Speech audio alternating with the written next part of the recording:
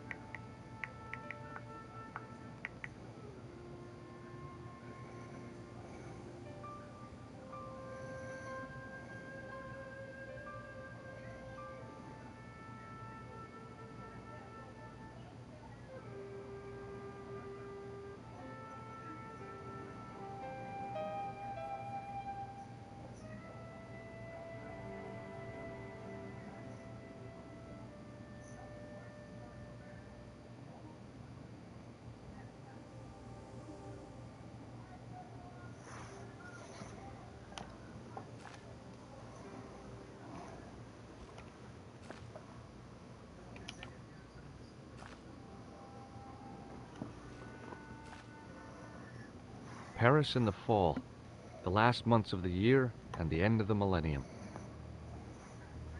The city holds many memories for me, of cafes, of music, of love, and of death.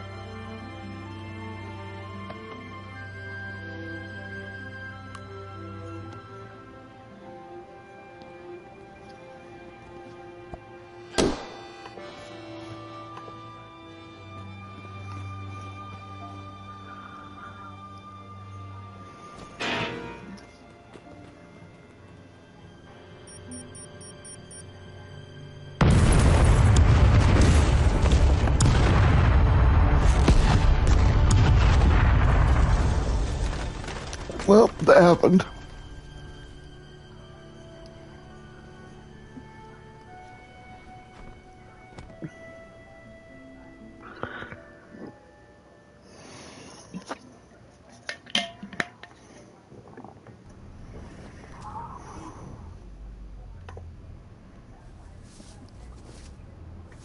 As I picked myself up, all I could hear was the ceaseless drone of traffic. Life went on around me. But the explosion was to change my life forever.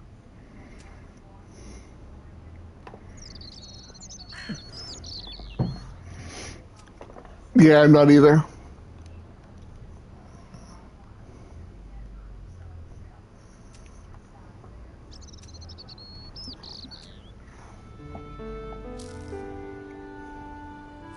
The leading article referred to the visit of a Nobel Prize winner from some unpronounceable Eastern European state. That was the only news story. The rest was rumor, gossip, and sensationalism. Then I noticed the writing at the foot of the page. It read Salah Eddin, 1345.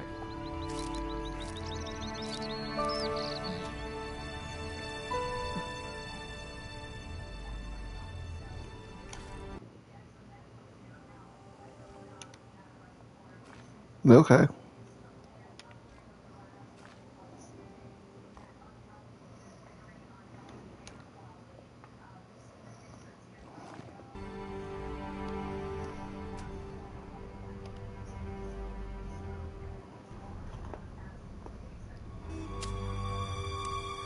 Please, hold it right there.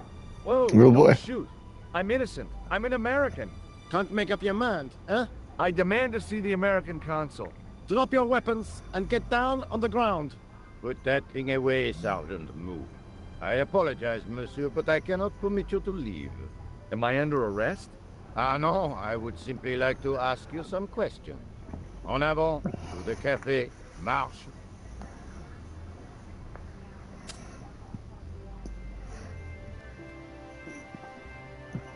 What a mess. This bombing is an outrage, is it not? Stop that, monsieur. Stop holding your breath at once. Has it occurred to you that he may be dead, Moo? Oui, monsieur. But I prefer to look on the bright side. Besides, I recall a case where the killer escaped by feigning death. Yeah, well, I am in In this France. case, the man is quite dead. Clearly, the killer knew of his presence and... How many times have I warned you about premature extrapolation? All we know is that he is dead. It seemed reasonable to assume... A great detective assumes nothing. Take Maigret, for instance. But he was a fictitious character, monsieur. Why? He was no more real than Poirot or Tintin. That's different, Moo. They were comedy Belgians. Anyway, it is unlikely that even you will learn much from talking to the dead. Examine the girl and take her statement, if you can.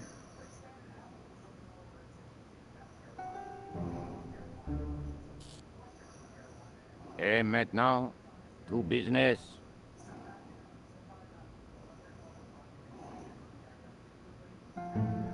Your name, please? George Stobart. I'm from California. And what brings you to Paris, Monsieur Stobart? Travel. I'm touring Europe. You chose well. The city is most beautiful at this time of year, no? Yeah, I guess so, apart from the bomb blasts. Were you in the vicinity of the cafe at the time of the explosion? Yeah, I was sitting out on the sidewalk. I was lucky I wasn't killed.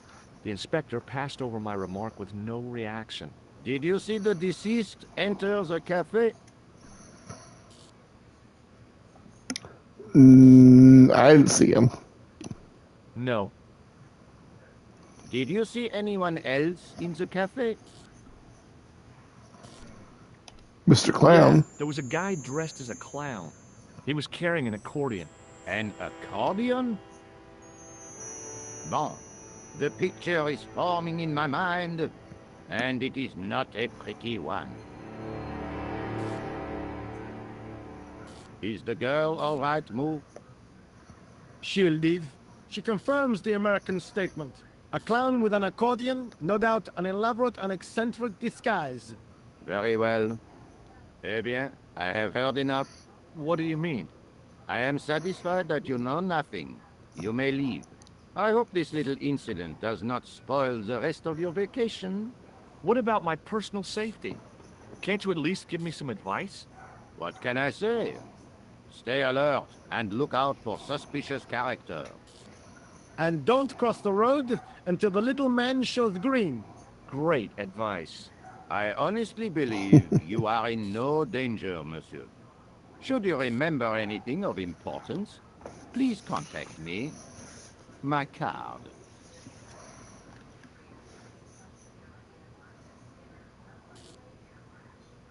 Thanks. That is all. You may go.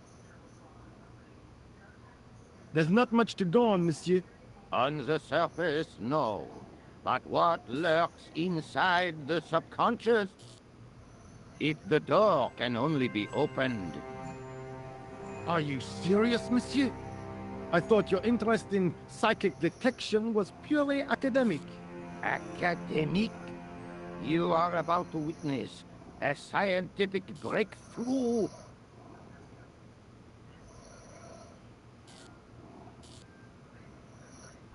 I'm just like, I'm out. All right.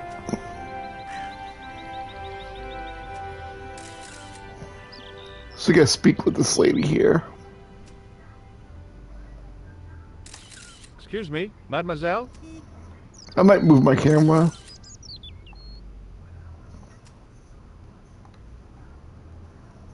Hi, my name's George Stobart. Oh, an American by the sound of it. Yeah, that's right, on holiday in Paris. Some holiday, huh? You were here when the bomb went off? Sure was. Sat right out front of the cafe. Did you notice a middle-aged man, maybe 60, with an hat and overcoat? I couldn't believe it. She hadn't even asked how I was feeling. Yeah, he went inside just before the bomb exploded. You weren't related to him, were you? Oh no, nothing like that. I am Nicole Collard from La Liberté. Well, what's that, some kind of nightclub? No, it is a newspaper. You're a reporter? I'm a freelance photojournalist. Say, you can interview me about the bombing. You know, an eyewitness account. Minutes after the outrage that shook the whole of Paris. You know, real-life drama, human interest, that kind of stuff.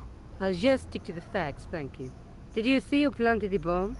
I know it sounds crazy, but he was dressed like a clown. Oh God, it's him again. Have you met the clown before? It's a long story. I have plenty of time. I don't.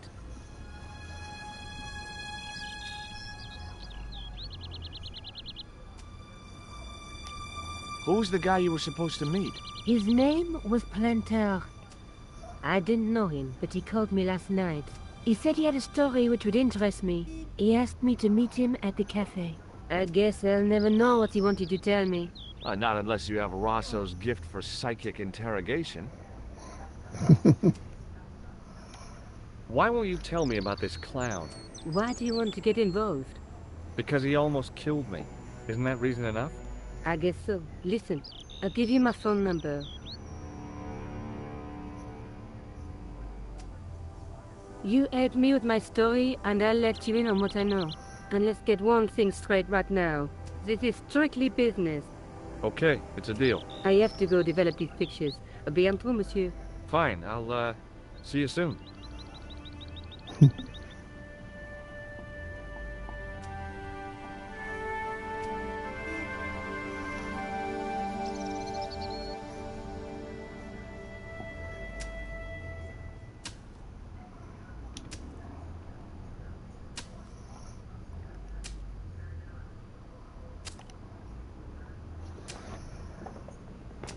Hi, can you spare a few minutes?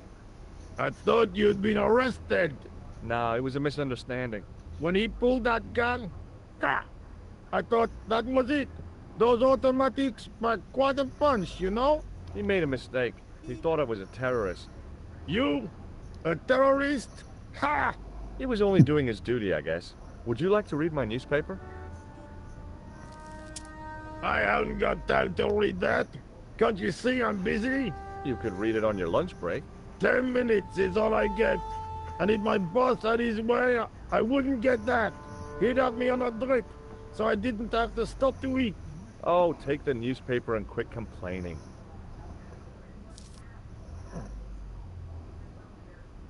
Ah, look at this. Damn bleeding out liberals. Yeah, save the dolphins. Catch them and eat them, I say. All that fuss over a bunch of fish. Nah, that's more like it. Look at the size of those. Like champagne bottle corks, no? Ah, what's this? Saladin running in the Prix de l'Arc de Triomphe. It's a racehorse? A horse? A legend. Bucephalus reborn, mon ami. Like a streak of lightning she is.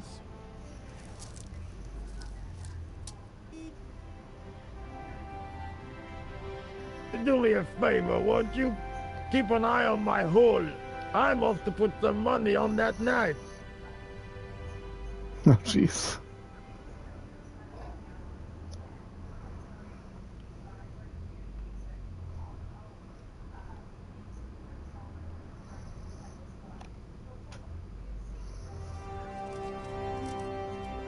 I found a T-shaped tool in the box. I didn't know what it was, but it looked useful. So we got a sewer key.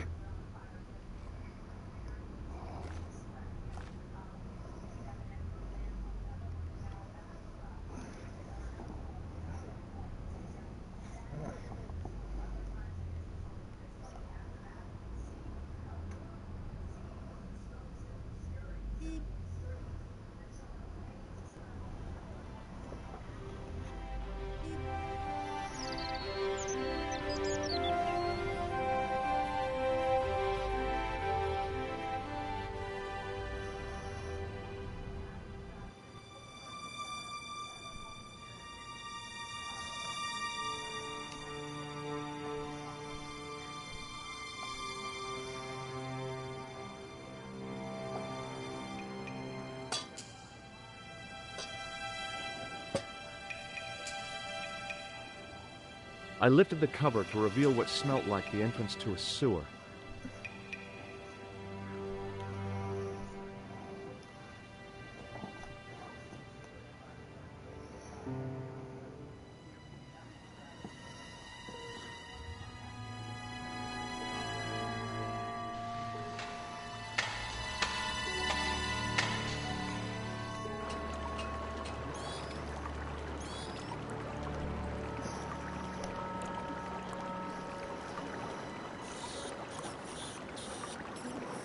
As I picked up the plastic ball, I realized it was intended to be worn.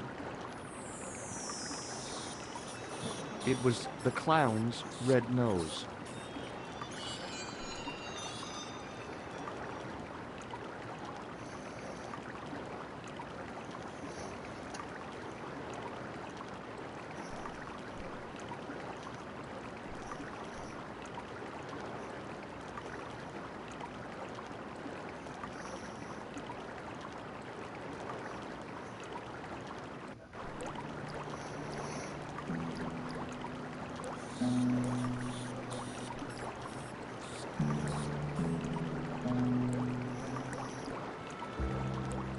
I scooped up the sodden tissue. It was cold and greasy, like breakfast leftovers.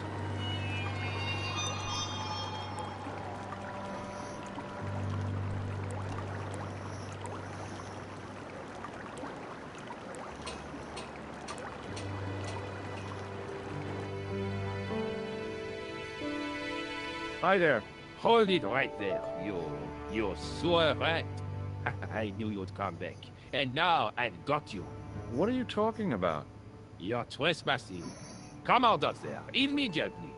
That's what I'm trying to do. Give me your hand. Ha!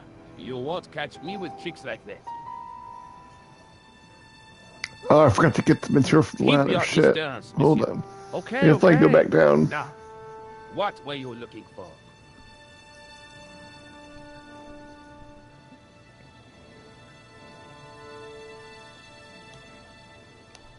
I was looking for a clown. Huh, ridiculous.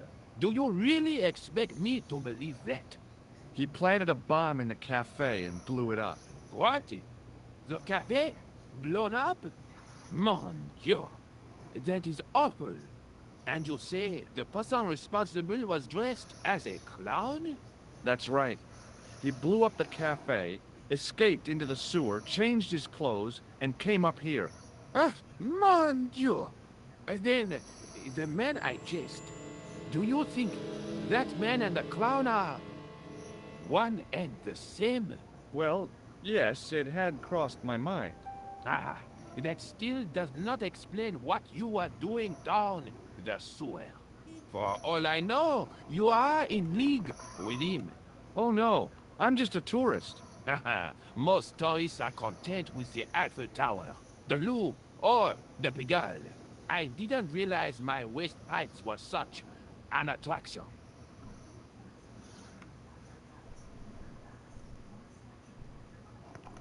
Perhaps you'd like to take a look at my card?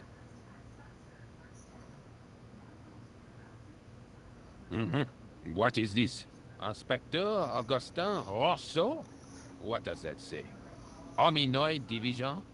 Homicide. I think the ink's smudged.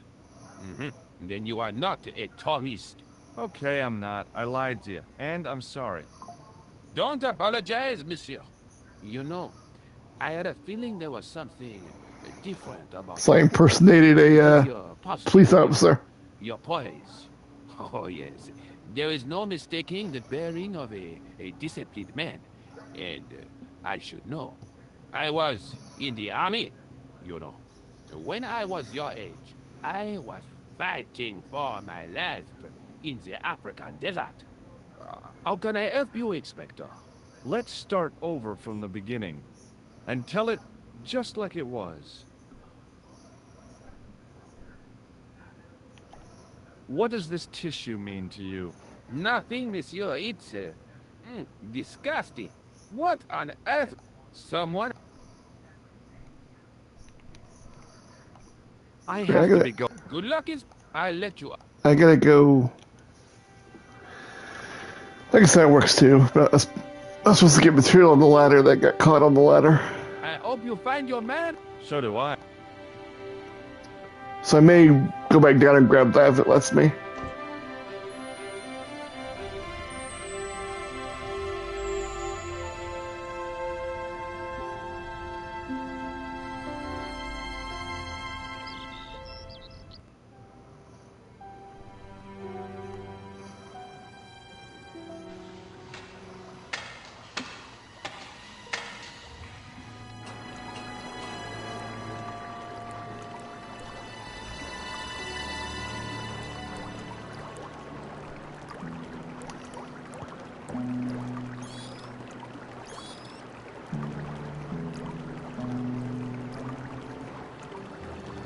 I took hold of the scrap of material and unsnagged it from the spike.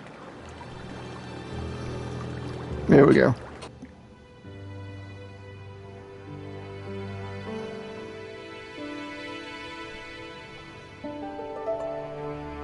I'd rather have it not need it than need it not have it.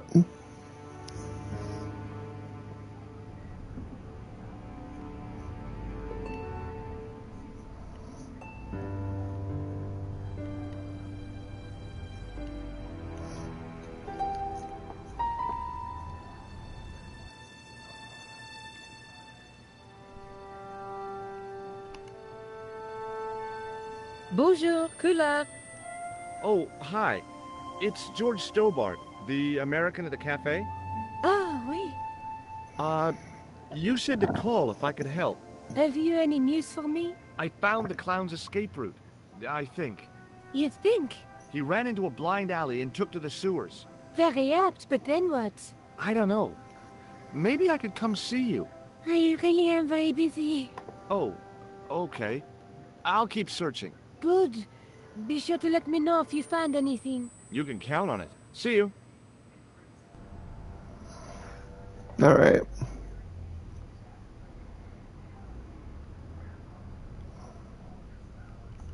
I may go talk to that guy again if it lets me, because I need to get a Taylor's number as well.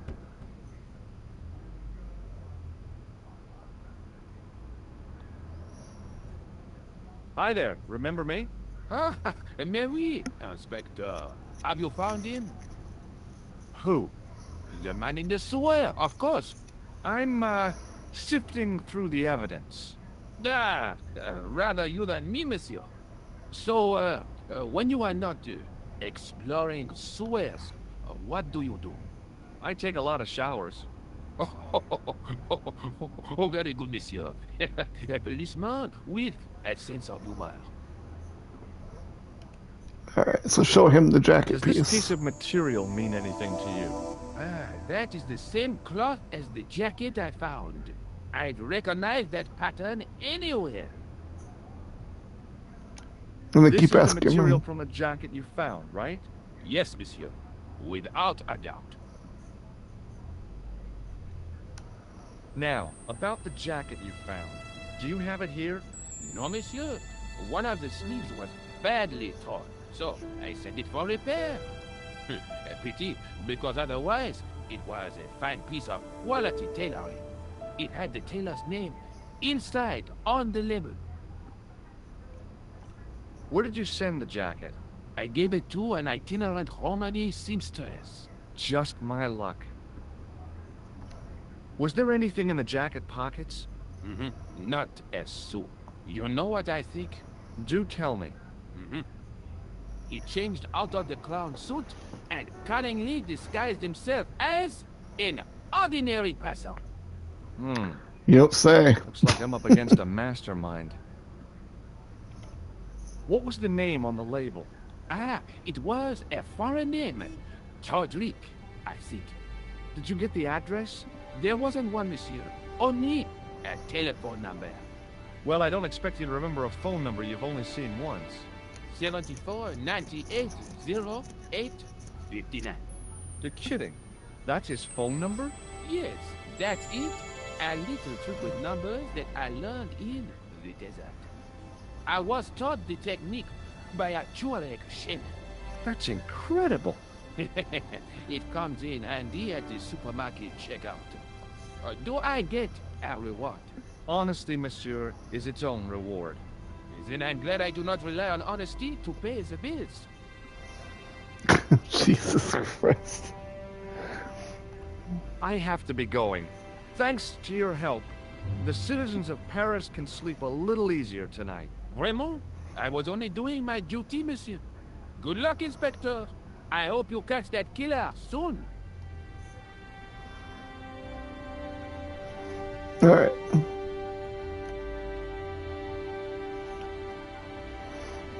So we did things somewhat out of order, but that's okay.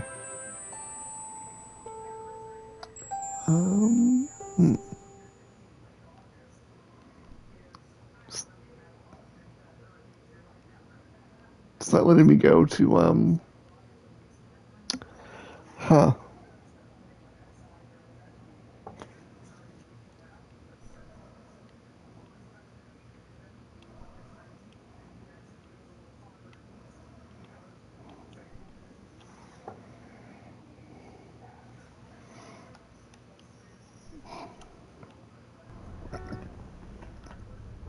I'll try calling her again.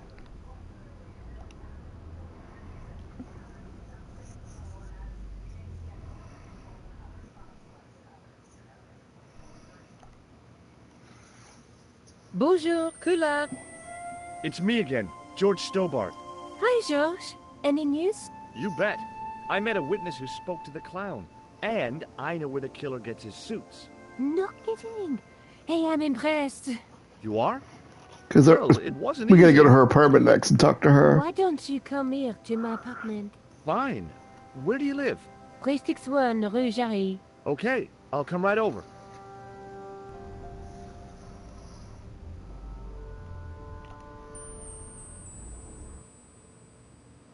There we are.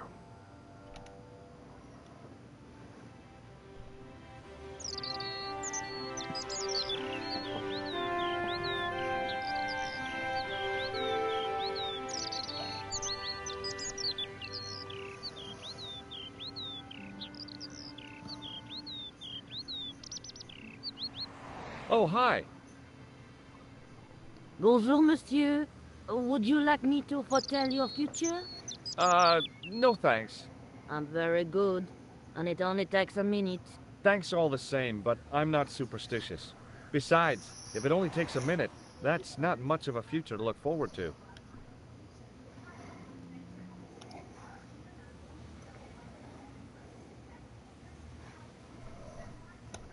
Do you know a young woman called Nicole Collard? Yes, I do. She lives upstairs from me, in the apartment block across the street.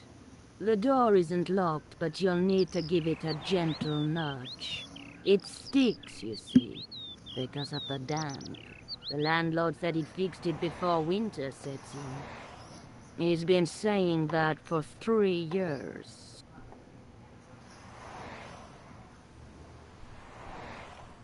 See you later.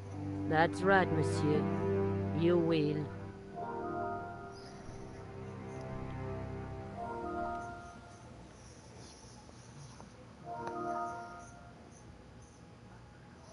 Remembering the flower seller's advice, I pushed the door gently just above the lock.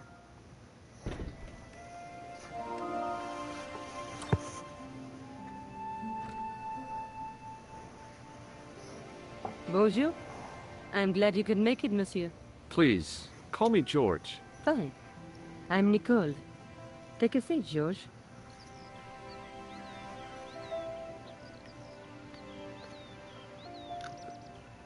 Eh bien? And what have you been up to? I've been exploring the sewers beneath the cafe. I thought I could smell something bad. The clown used the sewer to escape and to change out of his costume. I guess he was in a hurry. He left his jacket behind. And? I got his tailor's phone number. You had better luck than I did. Luck, she said. Luck! Hard work, I'd call it. What happened? I took my photographs to the editor, but he wasn't interested. Can you believe it? He told me to drop his story. But you're not about to do that.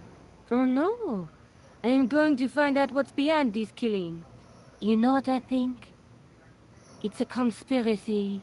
The police in 3 different countries have kept very quiet about the murders. The press don't connect them at all. They blame them on political, religious, or militant minority extremists. That covers just about everyone. Alright, so give her the scrap material. I found a piece of material near the cafe.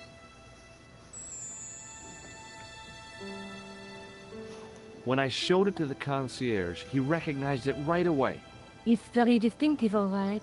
Just wait until you see this. I developed the film I shot at the cafe. Here, George, it's an enlargement I made. Look what that guy's wearing.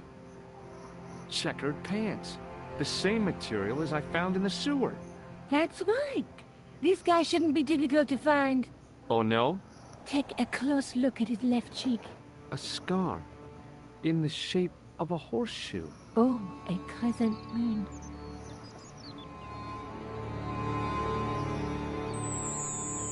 Alright, and then the clown nose.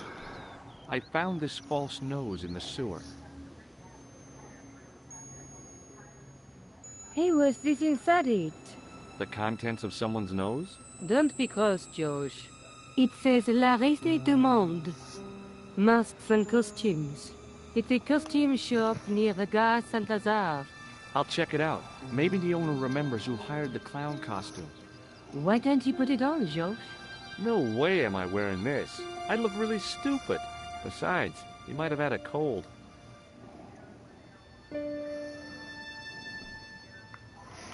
Alright, so we can back out now. I'm going back out to search for that clown. Where? Well, I guess I could visit the costume shop. Good idea.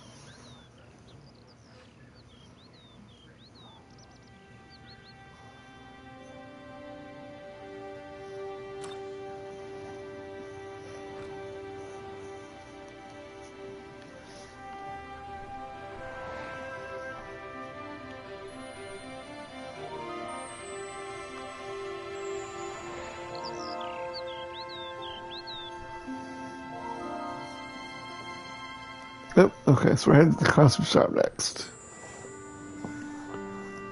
I know, right?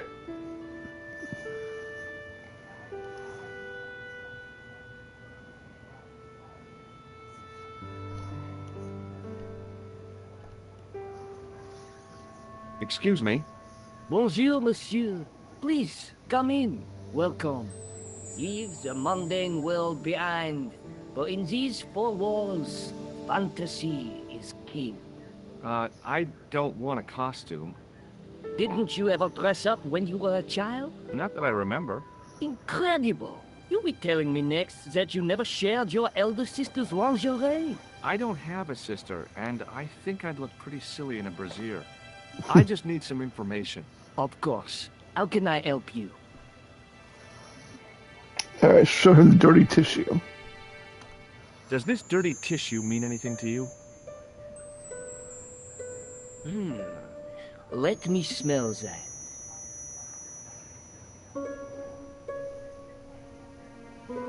Bestheimer's number 7 white pancake. Theatrical grease paint, right? Oui, monsieur. La crème de la crème of Cespian accoutrement. Have you sold any of it recently? Yes, Oh, the you makeup? can. Yeah. Alright, now I can show him the photo of the You man. recognize this man? Oui, monsieur. That is the man to whom I sold the grease paint. I remember the scar on his face. He chose 2 costumes. Bozo the clown and Seamus the pixie. A pixie? Very smart. Green silk with a taffeta lining. He gave me his name as Monsieur Card.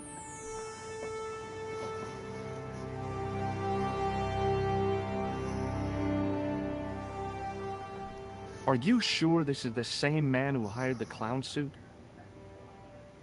Certainement, Monsieur Card. Alright. Thanks Then for we should your get a help, hand buzzer. My pleasure, monsieur. Allow me to shake you by the hand. Huh? Well, okay.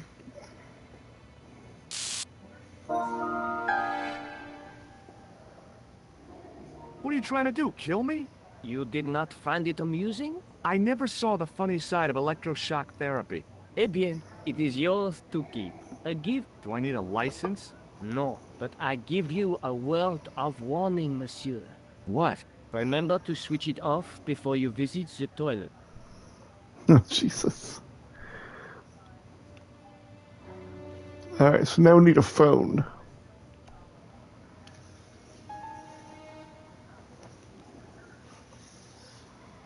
I guess we can use the phone by the cafe.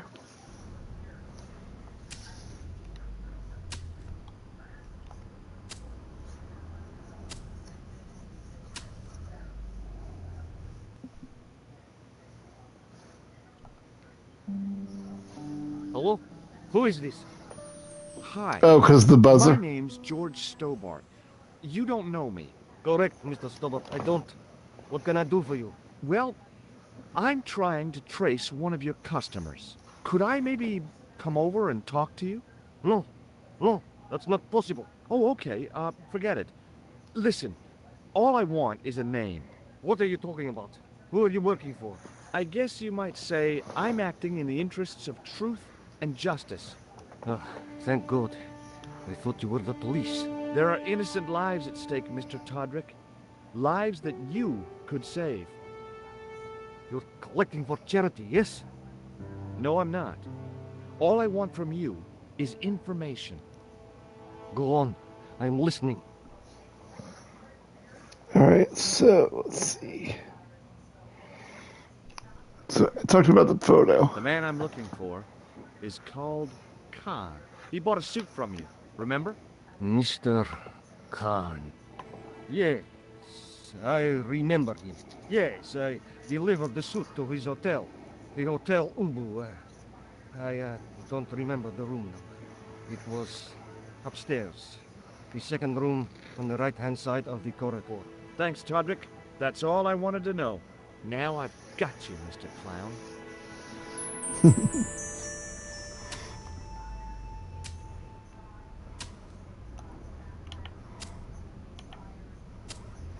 Alright, I'm gonna get another one of these. I'll be right back.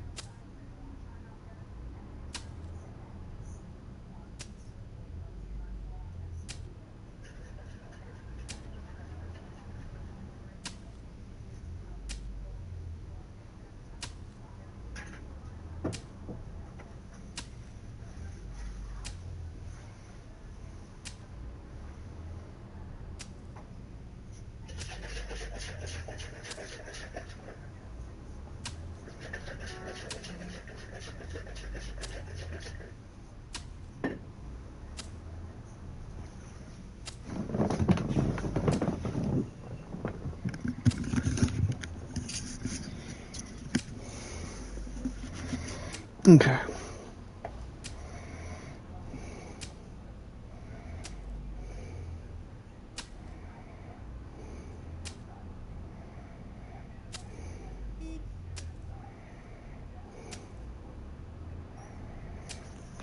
So now we're gonna go to the hotel.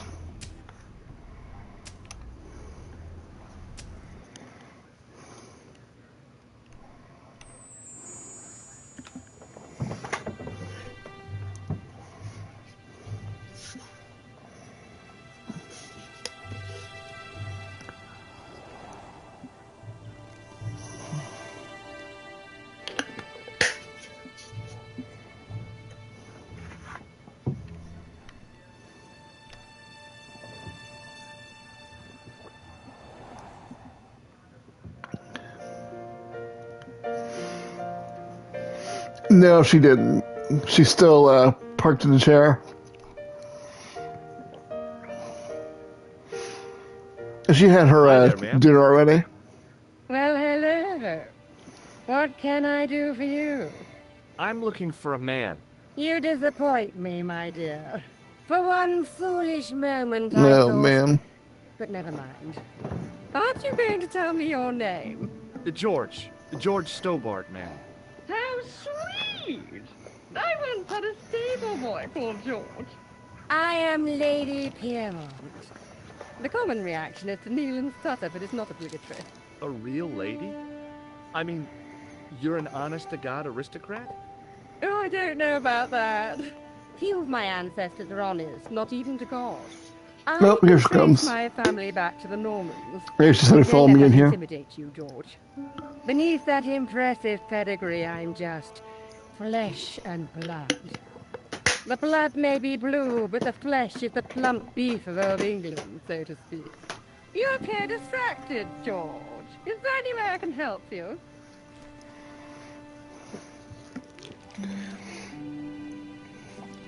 Alright, so we're gonna show her the picture of the Do guy. you recognize the man in this photograph? My God, it's him. That's Merlin. She represented everything I Of course, loved. she showed everybody her butt. The lady was totally deranged. Merlin? You mean King Arthur's wizard? Good heavens, no. Monsieur Merlin is a fellow guest.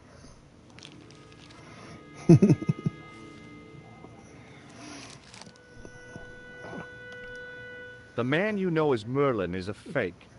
What do you mean, sweetie? He's a murderer. He also uses the name Khan. I am shocked, Mr. Stobart. Shaken. I took him to be a gentleman, a man of honor. Do you know, I'd rather like to assist you in stitching him up. When did you last see Merlin? It was no more than an hour ago. He came downstairs and spoke to that Clark chappie. Something passed hands. I couldn't see what exactly. A briefcase? No, smaller than that. A bundle of papers, perhaps. The clerk put it in the hotel safe and Merlin went out. Are you sure you saw Merlin putting documents in the safe? Yes, Maybe. darling, positive. I wonder what they were. I'm having better luck with Obviously this game so something of far, great though. importance. Yeah. I'd sure like to get my hands on whatever it is. I'll bet they had something to do with Plantow's briefcase. Has Merlin returned to the hotel? No, he hasn't. Are you going to search his room? If I could get in there, I would. Oh, okay, so that's all we can do here. I have to go, ma'am.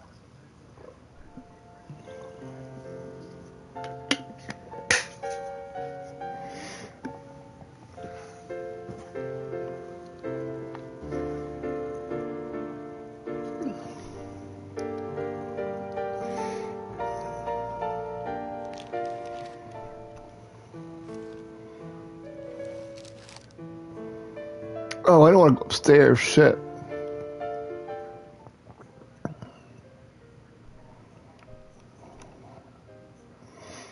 Not yet, anyway.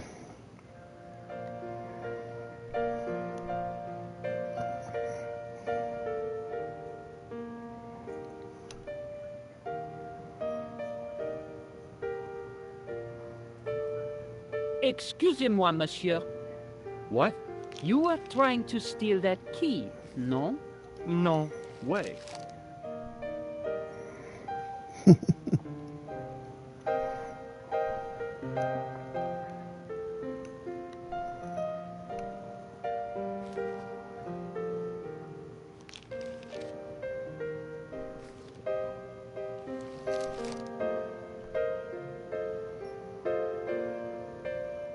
Hi, ma'am. Hello, George. What can I do for you now? Would you distract the clerk while I borrow a key? Are you asking me to aid you in a criminal act, darling? I guess I am. Good heavens, I must be dreaming.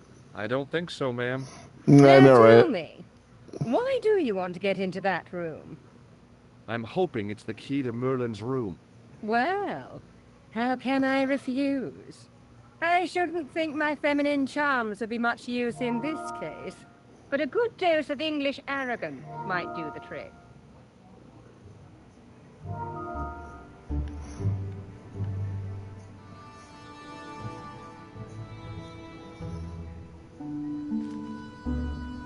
I say! You there? Flunky! Oui, madame. Listen carefully. You do understand English, don't you? But of course, madame. Good. I wish to deposit some jewelry for safekeeping. I understand. Are you quite certain? Oh, bien sûr, madame. Over to you, my dear. Alright, so grab the key.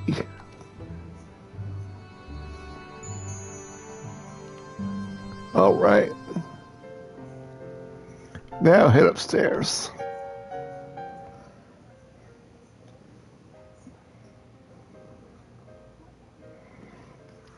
Use the key on the first door on the right. The door was locked.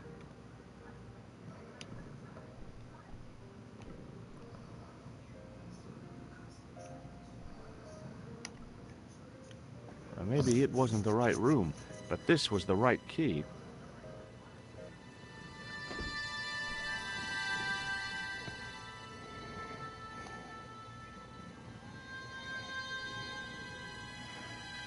This is open the window and climb outside.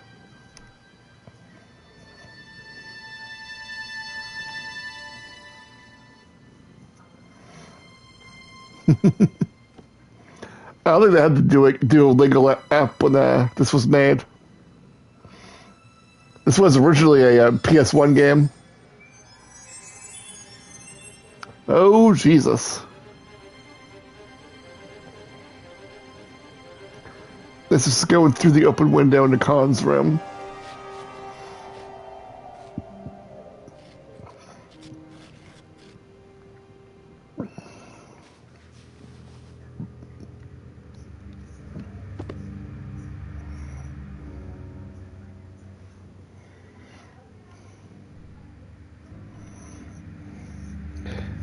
It says to try and leave through the door. Oop. So we got high in the wardrobe. I had the kind of feeling in my stomach that would usually send me running to the bathroom. Oh, okay, he does it on his own.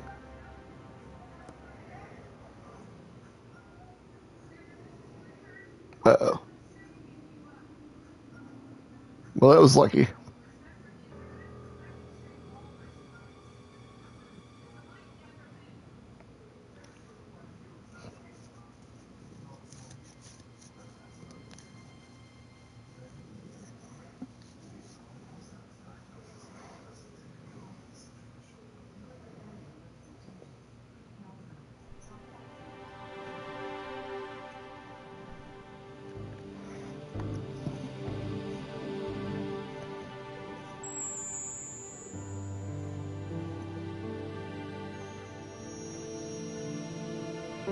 I couldn't believe my luck when I found 2 items in the pockets of the pants.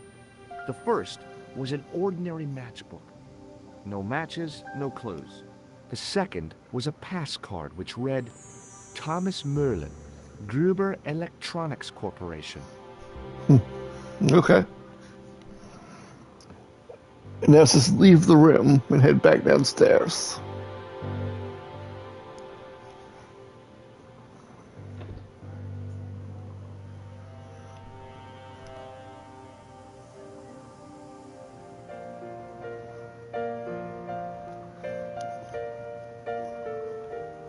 Then we gotta talk to the clerk. Oh, he's not here yet.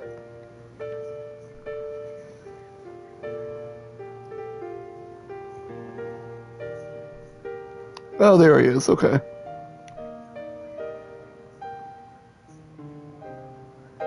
I want some information.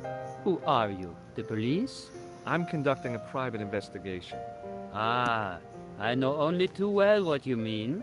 That is one of the drawbacks of the catering business. When people book into an hotel, they leave their morals at home, no? All right. Speak to him about the safe.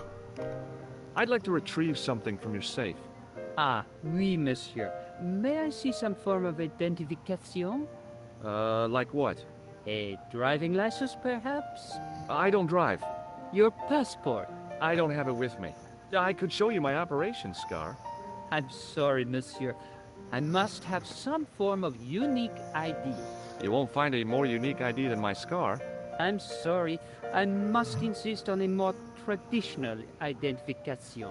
Rats. Does this pass mean anything to you? That is Monsieur Merlin's property. That's right. Merlin the murderer. I want to see what he's left in your safe. Impossible. I cannot betray his confidence, no matter what you say he's done.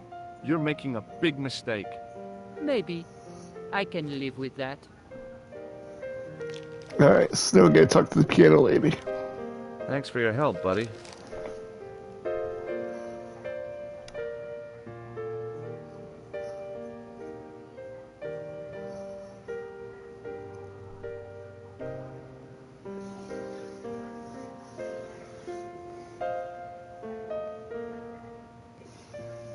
Hi, ma'am. Hello, George. What can I do for you now? I found this pass in Merlin's room. So, that deceitful little man is passing himself off as an electrician, is he? Uh-huh. This guy probably has a million faces. I showed the pass to the clerk, hoping he'd give me Merlin's papers, but he wouldn't buy it. He's too scared. I'll give him something to be scared of. Follow me, George. Hello.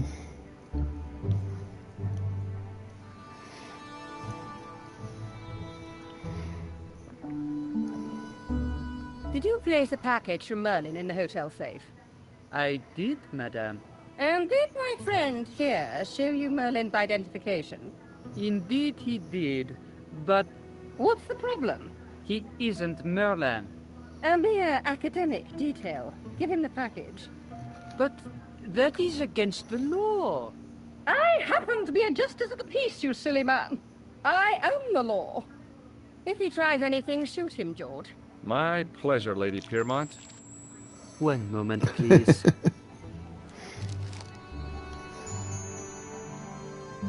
You know, I haven't enjoyed myself this much since Greenham Common. I don't know what I would have done without you, Lady Piermont. Voilà, monsieur.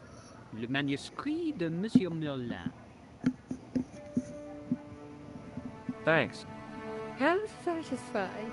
An Anglo-American alliance that actually worked. The clerk had given me a tightly rolled sheet of parchment.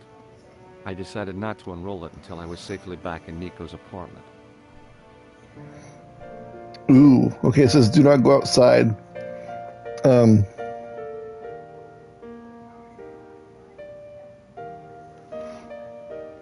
So we gotta go upstairs. Because there could be bad guys outside waiting for us.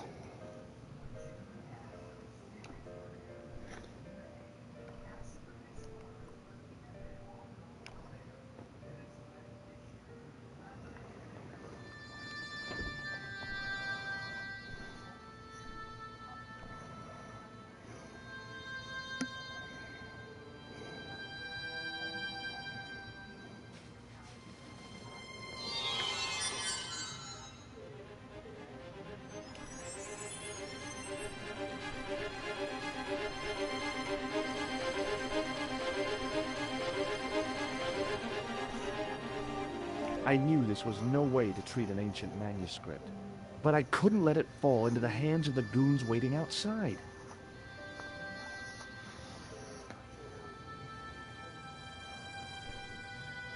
All right.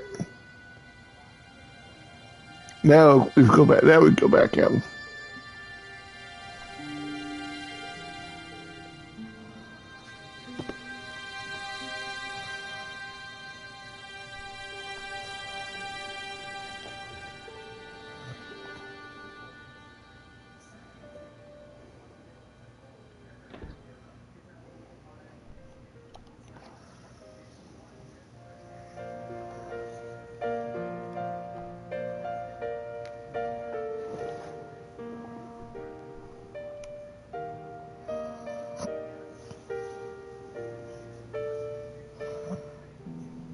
Uh-oh.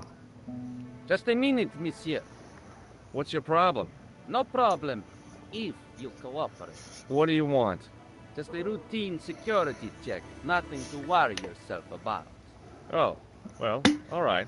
Search him, Flap. You bet. Hey, knock it off. Get off, you big ape. Nothing, Guido. Zilch. Our apologies, monsieur. What? I had to report you to the authorities. Round here, we are the authorities. You want I should break his arms? No. Let him go, Flap.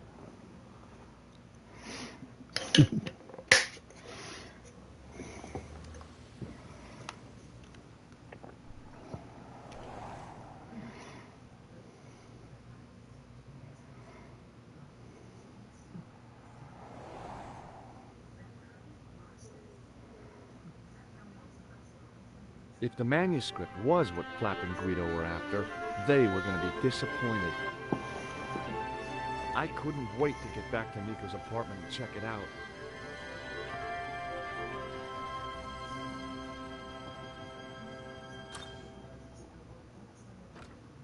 You're just not going to believe what I found. It's not another part of the clown's costume, is it?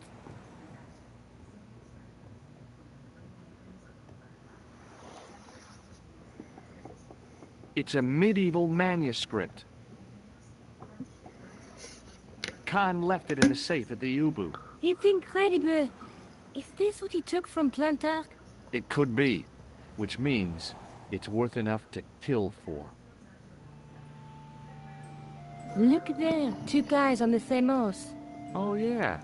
Maybe they couldn't afford No, money. she's getting. Whatever. She's leaving. Have you ever heard of the Knights Templar? Their official seal was an image of two knights sharing a horse. Whatever this manuscript means, it's connected with the Templars. How come you know about these knights? I learned about them while writing an article on the Crusades. This guy, named Hughes de Payen, arrived one day at the court of King of Jerusalem. He offered to protect the Christian pilgrims from the displaced Muslim army. The king would be able to guarantee safe transit to Christians in the Holy Land. Safer journeys meant more pilgrims, and pilgrims meant trade and wealth. The Templars proved invaluable to the king as a mercenary army. It was said that they never asked how many the enemy numbered, just where they were. And as the years went by, the Templars grew in wealth and numbers. They were so rich, even kings came to them for loans. But at the height of their power, they fell foul of the King of France. He rounded them up and turned them over to the Inquisition. Thousands of Templars were subject to torture and confessed to heresy. Of course, at the hands of the Inquisition, there wasn't much they wouldn't confess to. The last Grand Master Jacques de Molay was burned alive. But the treasure of the Knights Templar was never found.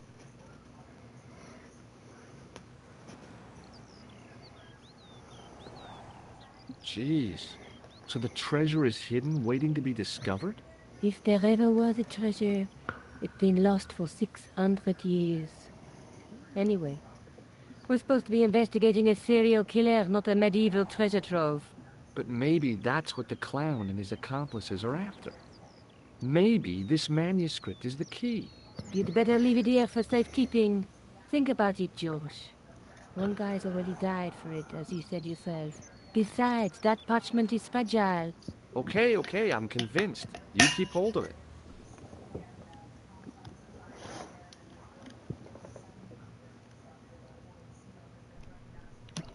Let's take another look at the manuscript.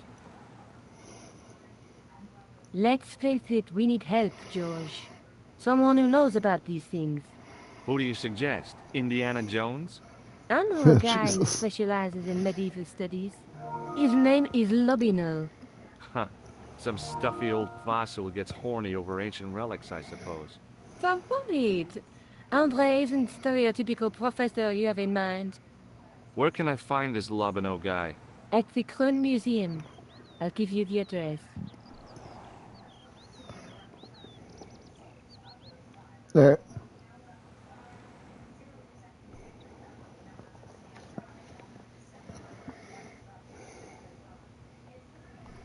Maybe I'll check out the Kroon Museum.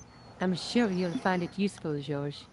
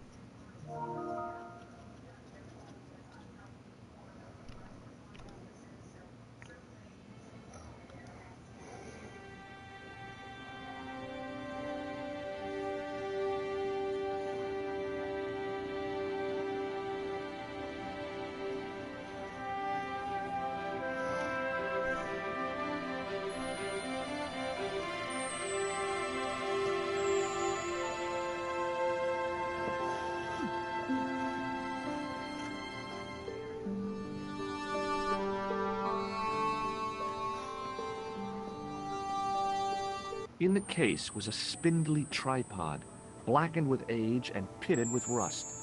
It was identical to the tripod pictured on the manuscript. A notice identified it as 15th century from Western Ireland. It had been found in Lochmarn at the site of a Knights Templar preceptory.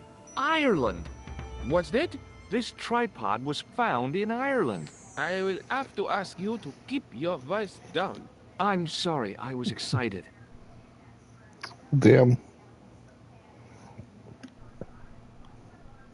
Alright, now for the airport.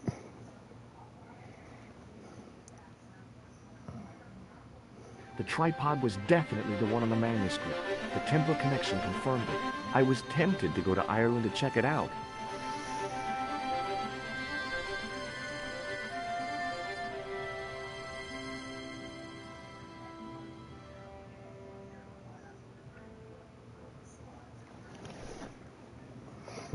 Yeah. The Ireland one should be interesting.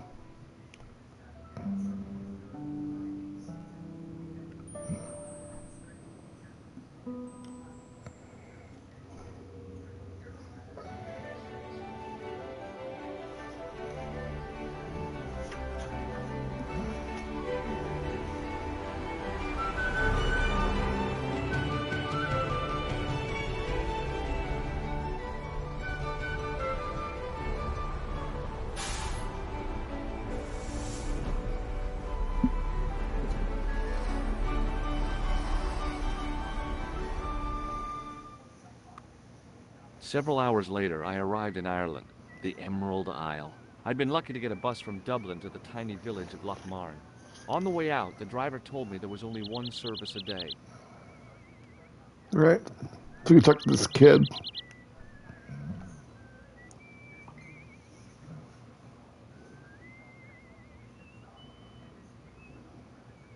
Hi there. What? What's your name, kid? Who are you calling kid? Who the hell are you? Okay.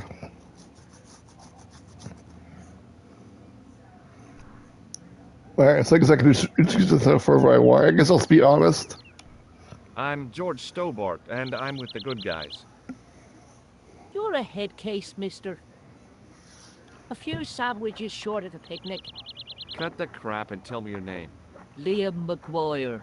What are you doing hanging around the bar, McGuire? I'm on the run from me dad.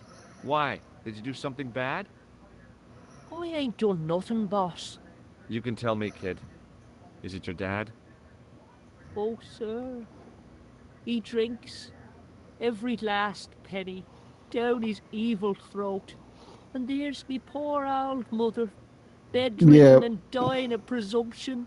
I tried to buy her medicine. Chopped firewood for Father Mahoney till me fingers bled. The old skinflint cheated me too. But I took the pennies he gave me back home.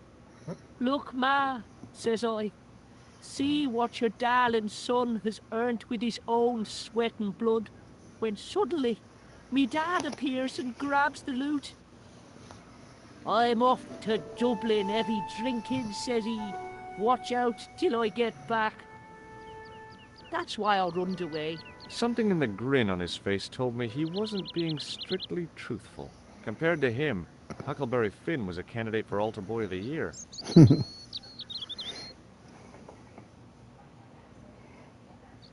Alright. So, show her the picture of the What can you tell castle. me about the castle, McGuire? What do you want to know? Well, can I get inside? No, it's locked up. Does anyone live there? No, only, What? oh, nothing. You know something about the castle you're not telling me, don't you? No, What is it you're covering up? Is it something you're scared of? I ain't scared of nothing. I'll give you one last chance to tell me about the castle. Oh, yeah? And what if I don't? Oops. Then I'm Cat's taking back. you back to school. Oh, there's a ghost. It's called the Phantom of Loch Man.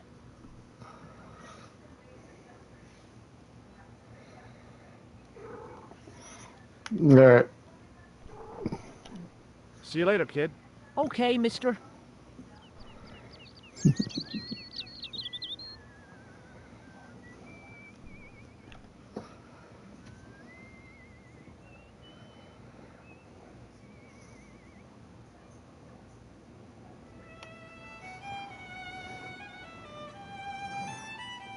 There's a green towel I gotta grab, so we'll head here. Nope. The man's arm lay across the towel, preventing me from moving it.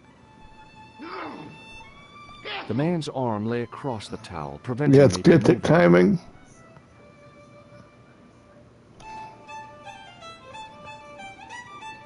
As the man raised his arm to drink, I snatched the towel away.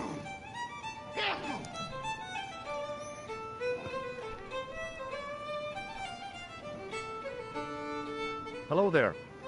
My name's George Stobart. Pleased to meet you, I'm sure. I'm O'Brien.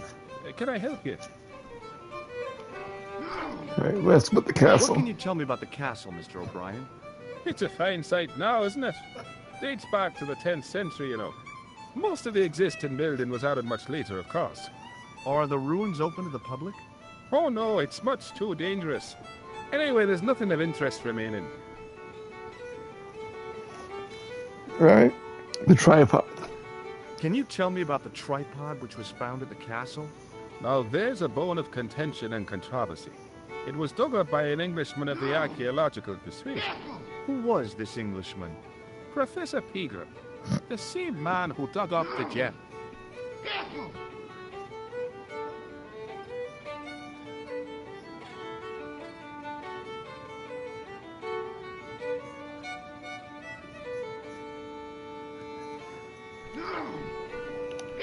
Do you know where I can find Pegram?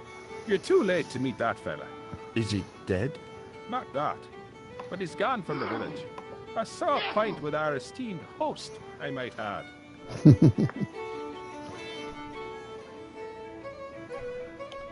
Do you know where Pegram has gone? I'm sorry, but I don't. He upped anchor in the dark and shipped out before the dawn. Why did he do that? Who knows? A guilty conscience or a secret assignation. Whatever the reason, he'll not be missed in Lochmar. Maybe now the fuss about the gem has died down, we can get back to normal. Alright, we can leave. Goodbye for now.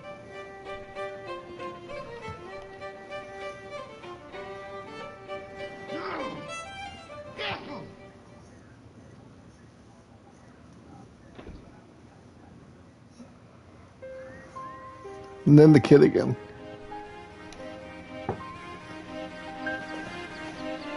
Hey, McGuire. What do you want to know? Do you know a man called Pegram?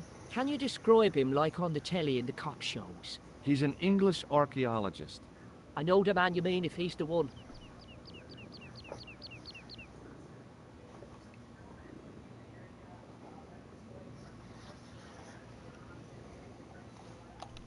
Can you tell me where I'd find Pegram? No, I can't, because he's not here now, but if I sees him, I'll ask him.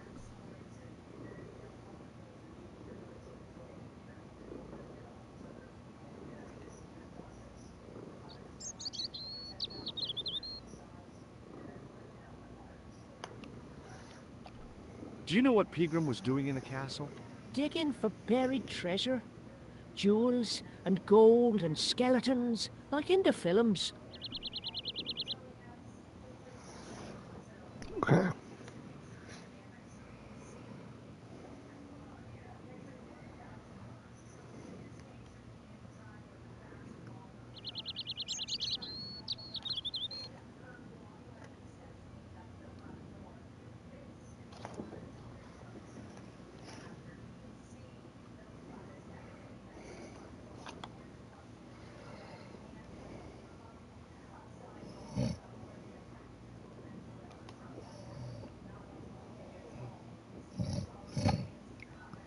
All right.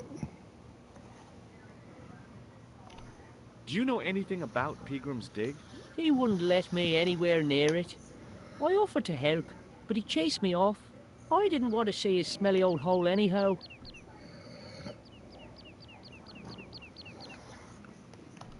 Did anyone from the village work at the dig?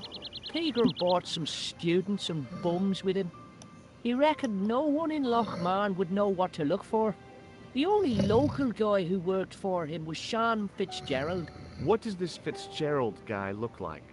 Big head, big ears, and face irons. What? You know, spectacles, glasses. He's blind as a bat without him.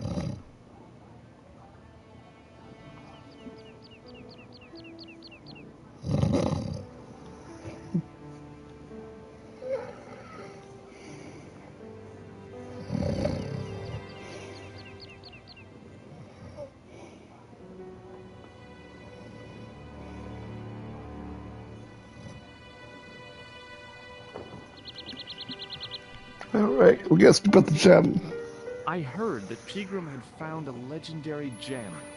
That's right. It's been the talk of Lochmarn all week. You haven't seen the gem, have you? Hell no. I reckon Pegram made off with it. If I was him, I'd go to Amsterdam, chop it up and sell it. He could be living the life of Riley instead of digging holes. All right. That's it. See you later, kid. Okay, mister.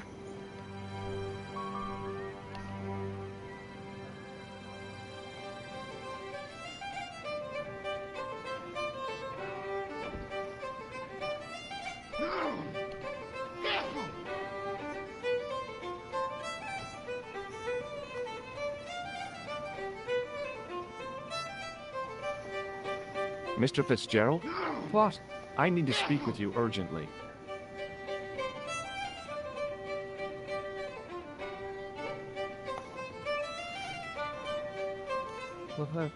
What's the problem? There we go. Okay. Did you work at Professor Pegram's dig? What gave you that idea? McGuire says you did. You don't believe that damned hooligan, do you? Why not? His probation officer could tell you a tale or two.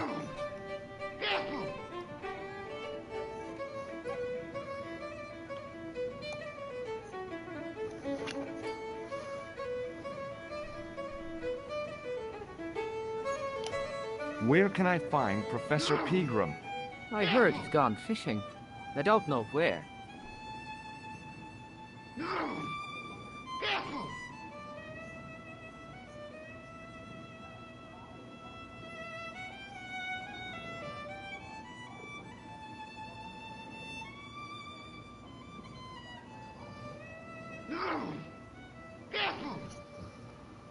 Okay.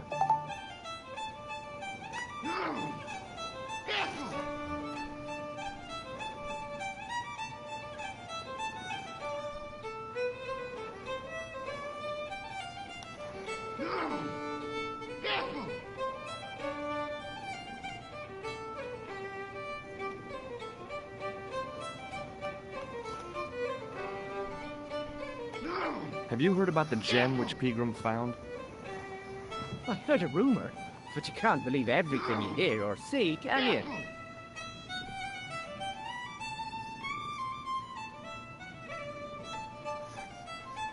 Alright, so we did all that. See you later. Now we gotta go talk to this guy. Hi there, old-timer. What? Nasty cold you've got there. As soon as the words left my lips, I regretted them. Is there such a thing as a cold which isn't nasty? I put the question to Father Mahoney. Father, says I, why were we born to suffer snot? What did he say? He said, it's my reward for being out all night like a sinner. Pious prig. Anyway, this is no ordinary cold. 'Tis the hay fever. Pollinosis? Thank you. You're not a policeman, are you? Excuse me? Police? No. I'd know it if you were.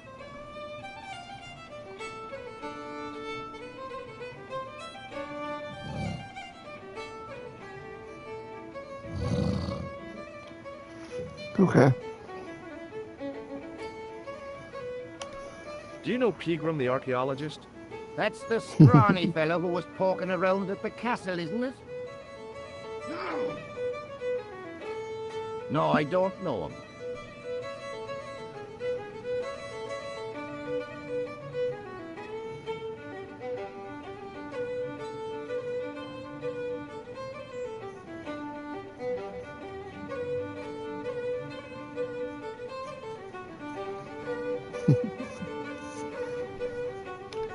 Were you aware that Pegram was conducting an archaeological dig?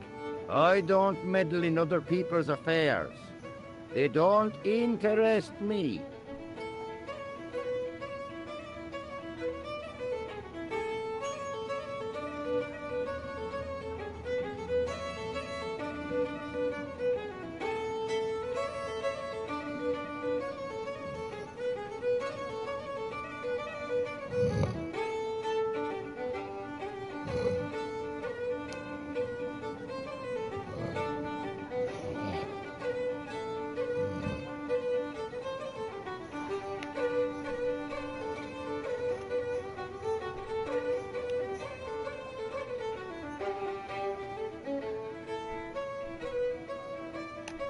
Do you recognize the man in this photograph?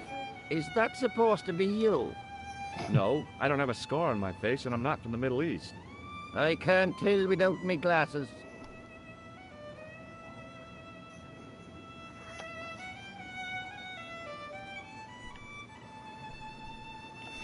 Do you know where I can find Pegram?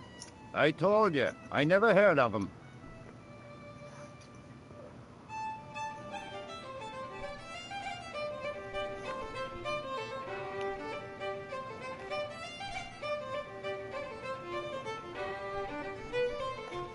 Can I buy you a beer? Very kind, I'm sure. But I don't drink the stuff Leary sells. What's wrong with it? I've seen what it can do.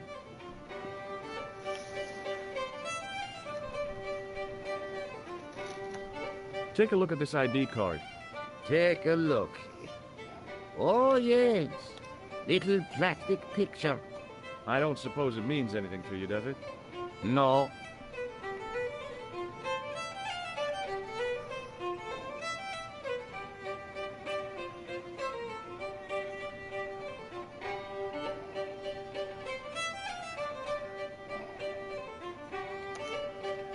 Maybe that's...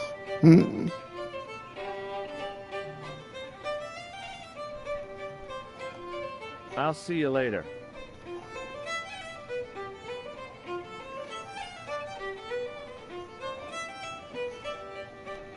Hello again.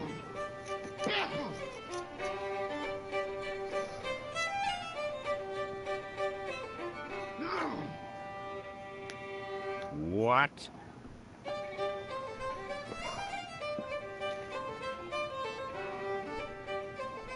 What's that you're making? It's a necklace, me bucko. Oh, sure.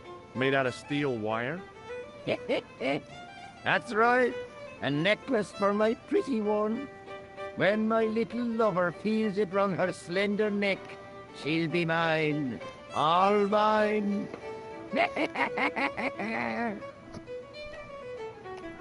I'll see you later. All right.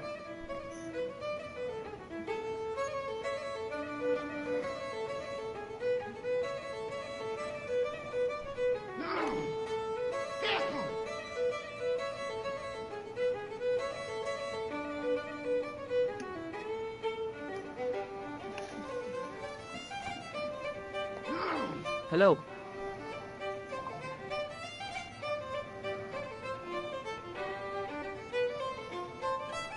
Sorry to bother you.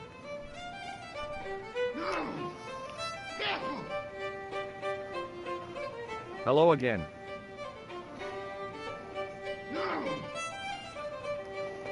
What?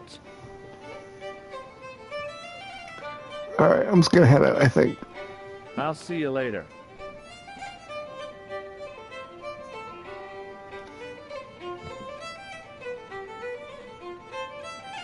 Oh, I think I'm supposed to talk to this dude here.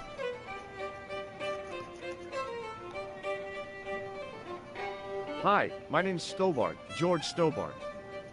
Hello there, mister. What can I do for you? Do you know Professor Pegram? Do I know him? Do I know the good professor himself? No, I don't. I mean, I know who he is, but I don't know him to talk to. Do you know anything about Pegram's excavation? Only that he didn't have the right tools for the job. What he needed was shovels and a JCB. Pegram was digging for historical remains, not coal. Is that a fact? What the hell for? It's the science of archaeology, Pat. Understanding how people used to live by what they've left behind. One day archaeologists might be digging up our remains. Imagine that, Mr. O'Brien. I wonder what they'll find. Well, it won't be arrowheads and beakers. Fast food cartons and faded condoms, more likely. Oh, jeez. Okay.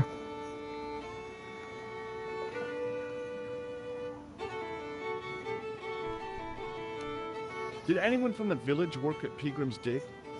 I tried it myself, but that high and mighty history man called me incontinent. What a nerve. Hadn't I dug more holes than the rest of them put together? Do you remember seeing Yeah, it Sean was him I was supposed to Fitzgerald talk at the to. Let me see now. I think me brain box needs a spot of lubrication. dig? Can I buy you a drink? You most certainly can. Give me a drink for my friend here. Who, Doyle? Has he conned you into buying for him? Shame on you, Patrick. Oh, See, jeez. Just a point this time, Michael. 1 point of brown coming up.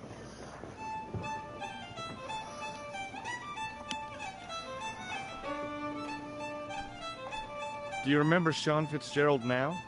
I can picture the scene as if it was only last week. Come to think of it, it was only last week. Fitzgerald was there all right. Him and a bunch of students. He was speaking with the boss man.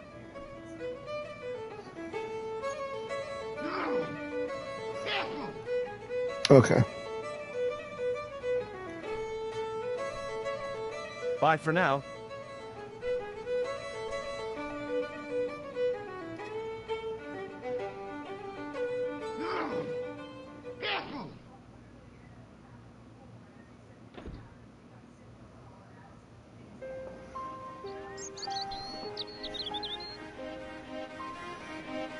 Hey, McGuire. What do you want to know? Are you sure Fitzgerald worked at the dig? Oh, yes. It was him, all right. Would I tell a lie? Well, he denies it. I saw them together only last night. I wish you'd told me that sooner. What were they doing? Pegram gave Fitzy a box. He didn't look too happy about it. I knew it. But how am I going to persuade him to part with it? Break his fingers. Nah, I couldn't do that. I could. Thanks for the offer, kid, but I'll try a more subtle approach. Chinese burns? Do you know where I could find Fitzgerald? He's inside, but you won't get no sense out of him. How come? Is he drunk? He's like a frightened rabbit. A real bag of nerves. Find the fella's scared of his own shadow. What's Fitzgerald scared of? Everything and everyone. So I shouldn't have any trouble getting him to talk. He's a pushover. But don't scare him too much. Try the soft touch. Butter him up a bit. All right.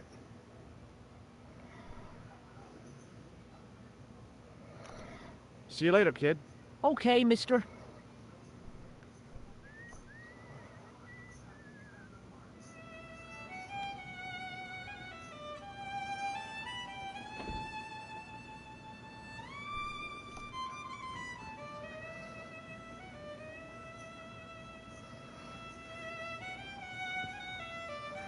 Hello.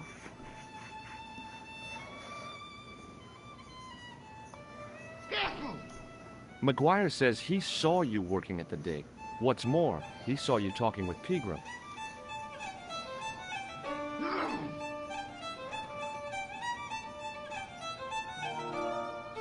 I knew this would happen.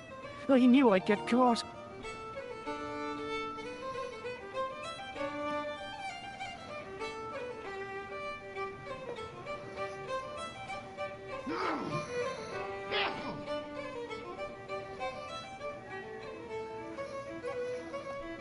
Doyle told me you definitely worked at the dig.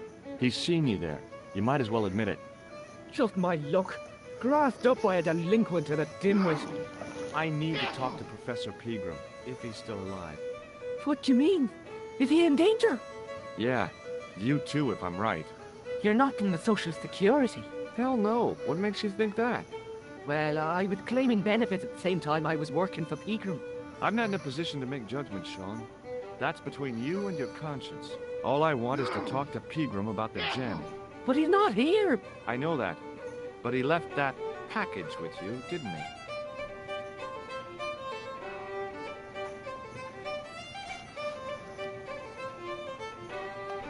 So where did Pegram go?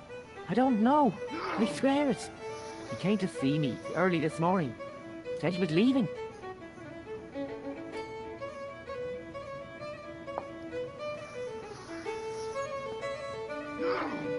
He asked me to give this package to a guy called Marquet.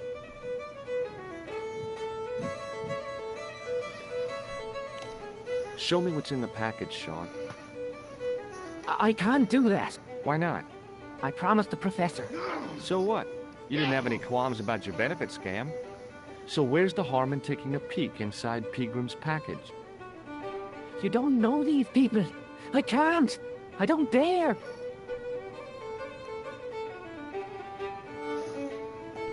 This is your last chance to show me the package, Fitzgerald. I've been patient with you, but now it's time to kick ass. But he'll kill me. Who will? The man from Paris. Jack Marquet. Pegram told me if I gave him the package unopened, I'd hear no more about it. But if I double-crossed Marquet, I'd be dead. I'll deal with Jacques Marquet. Give the package to me. No. Why should I trust you? I don't know who to trust anymore. I wish I'd never even heard of the Lochmarn gem. Oh.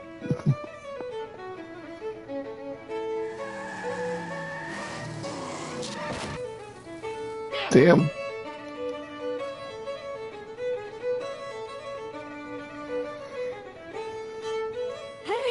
I've just seen a big red. Get out of here, Maguire. Come back when you're old enough. What's the lad howling about? A big red sports car. Sean Fitzgerald's been runned over. Get out! Noisy little tyke. Maybe you should send out some medicinal brandy, Michael. Oh, yes? And who's going to pay first? Not me. Alright, I gotta grab that old guy's wire when he puts it on the table.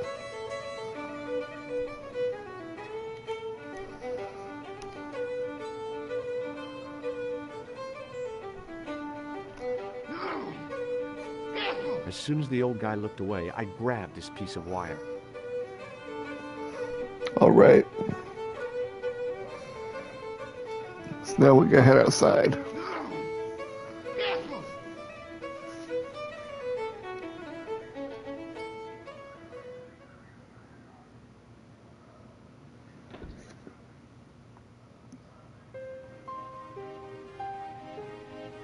I was telling the truth about Fitzy, mister. Okay, calm down. Now tell me what happened. I was standing here, minding my own business, when I saw this beautiful red sports car coming up over the hill. Would you look at that, says I. And I going over to take a closer look. Next thing, Fitzy comes tearing out of the pub and nearly knocks me on my ass. But the car just flies at him. It was too fast for poor old Fitzy, and hit him an awful wallop. He goes flying up on top. Jesus, says I thought he was a goner. Next thing, the driver hops out, and I couldn't believe my eyes.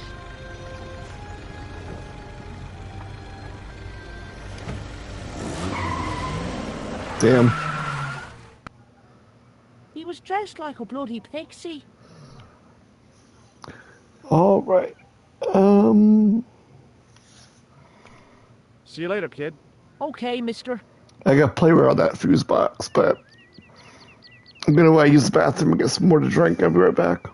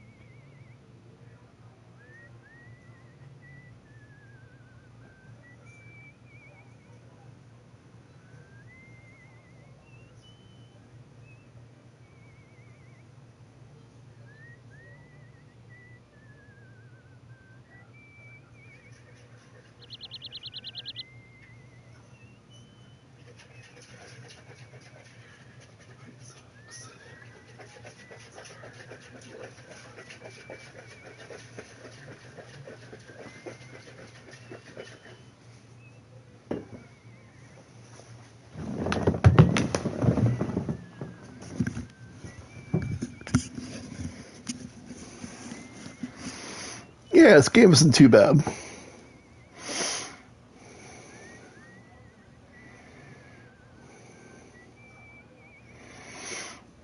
Alright.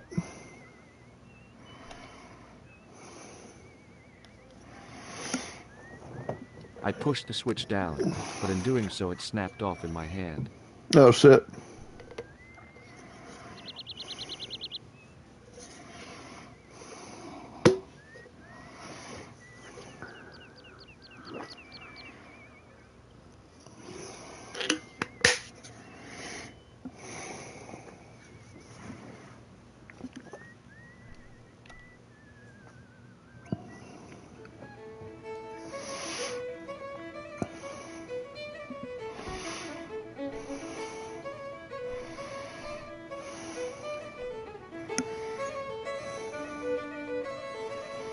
Top of the morning to you.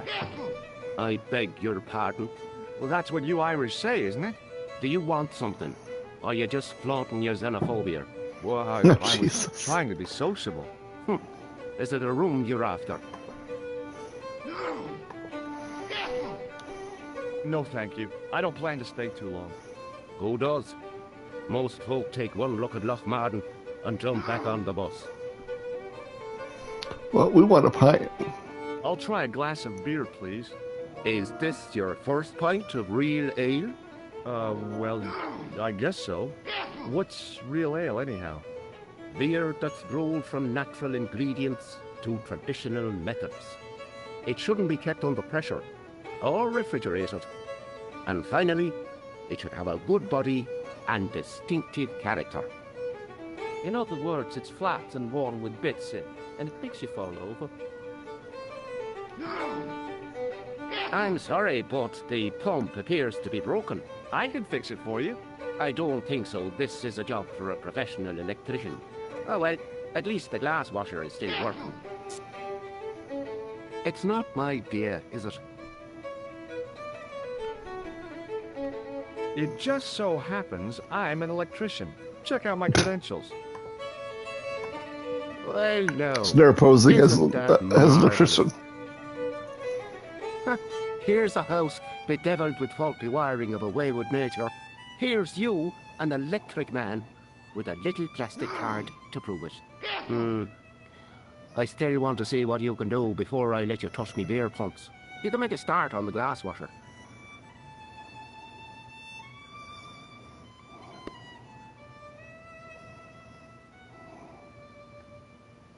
And when you finish that, will you take a look at the pumps? Alright.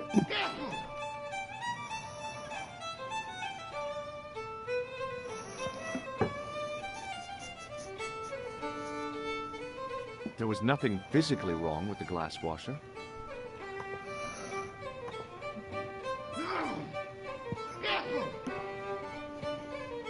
Oh yeah, so I used the wire I took.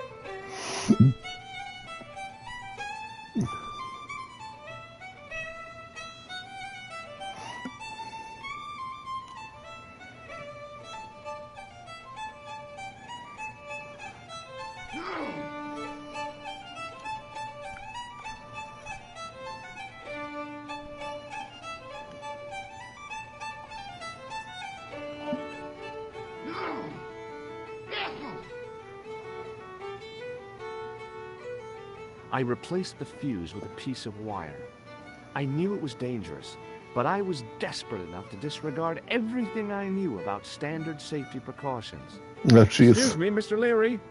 I fixed your glass washer, no problem. Bingo! And a blessing to all the saints. A free half pint to that man, on the house. Now, could you take a look at the beer pumps? Well, I guess so, but I'm not making any promises. If you can't fix them, I'll have a riot on me hands. The pumps are in the cellar, right? That's right. You'll find a flashlight down there somewhere.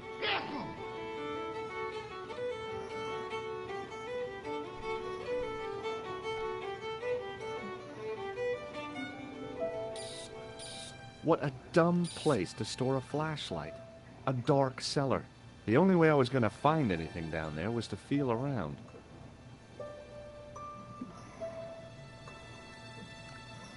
Should be a lever here. There we are.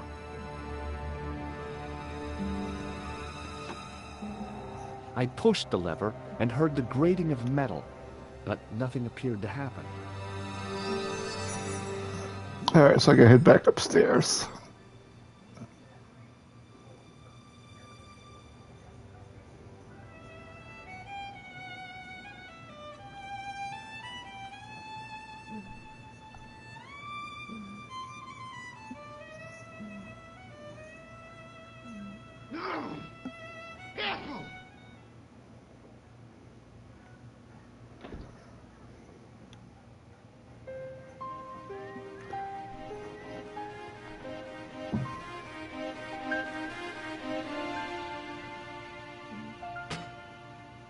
I lifted the trap door, and an overpowering smell of stale beer rose from the cellar below. I looked down on a stone-tiled floor, way too far to jump.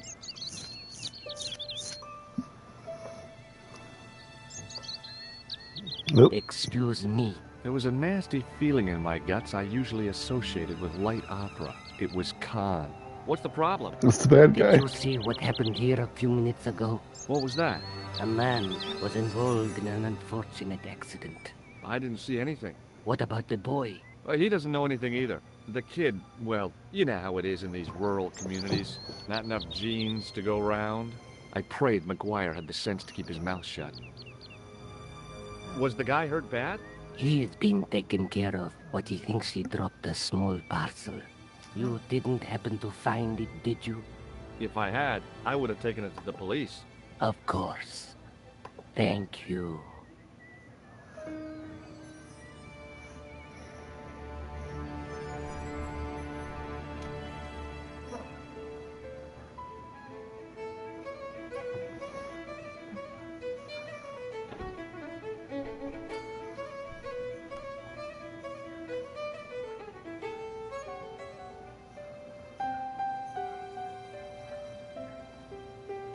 Then I Alright, noticed now a get the flash of flashlight. light. Something sparkling beneath the open trap door.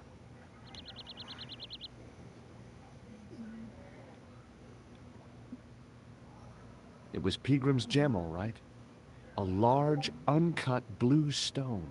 As I held it aloft, I realized the fascination it could command. I guess I was already under its spell. Did you find it? What? Whatever you was looking for. Yeah. Listen, McGuire, I want you to keep this to yourself. No problemo. Just chuck us up a crate of lager. No way, you're not old enough.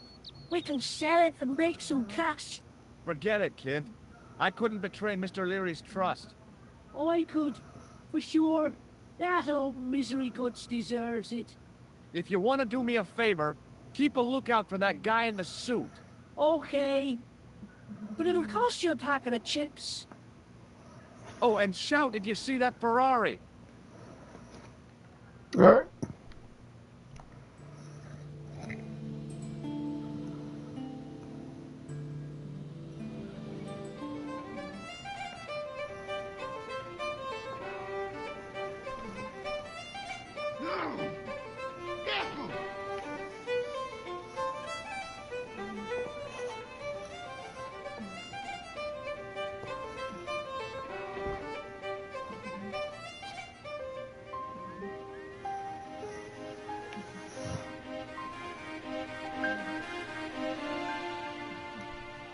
So now we want to go towards the castle.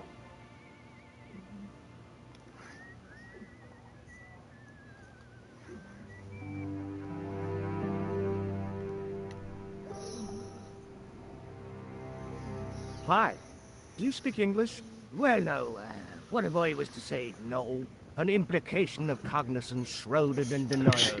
A pretty poser of a paradox indeed. I gave him the look I'd perfected when I was 12 and was going to be the greatest hypnotist of all time. It was a killer. Are you attempting to hypnotize me, or is it the constipation you're suffering? I was a little out of practice. Did you happen to see a red sports car down on the road? I caught a glimpse of a flash of red on the hill and heard the racket. Sure, it was an awful noise. A sports car, you say? A Ferrari, to be exact. A racing car? And what was it doing here? The poor fella must have been lost. The driver of the Ferrari was involved in an accident. Is that so? Yeah, he knocked somebody down outside the bar. What an idiot! How could a thing like that happen? He was traveling too fast. So fast, he ran right under the car? I mean, the car was traveling too fast. But you'd have thought the idiot could have heard it coming. Maybe you know the guy who was hit by the Ferrari. His name is Sean Fitzgerald. Oh, I know him all right. That's me nephew, the idiot responsible for the stacking of my hay cart. Was he killed by the car? Oh no, but he has been abducted. Well, that's a relief now. Oh, Jesus. Aren't you going to look for your nephew? What for? From what you say, it's too late. Well, you can report the matter to the police. Better not. Besides, what could they do? Well, they could mount a search. They have only the one bicycle between them. In a question of superior acceleration, I put me money on the Ferrari. I think you ought to know exactly what Sean has gotten himself into. I'm not sure I want to know. But you're his uncle, his own flesh and blood. You're right, but what can I do? If I'm not here to guard it, some idiot might try to climb the haystack. What a moral dilemma. Stay here and guard this potentially lethal agricultural construction, or to go off in search of the prodigal nephew, the very man responsible for said hazard? It'll need some thinking about. Why, there's no problem. You're right. Why didn't I think of it before? We'll demolish the haystack.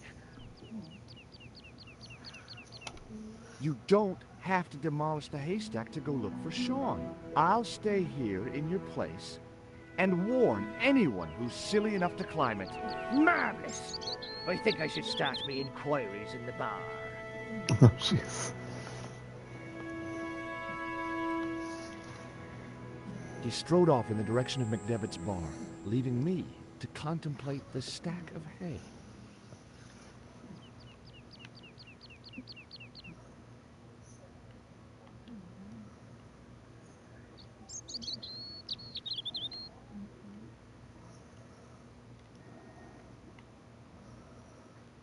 What do I start letting me interact with it?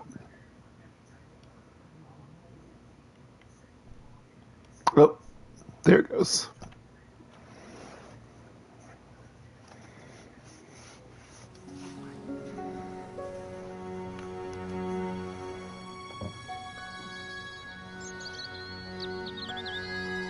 The stack of hay stopped, short of the top of the wall. Even if I stretched as far as I could, the wall was out of reach. What I needed was a slice or two of Alice's Wonderland.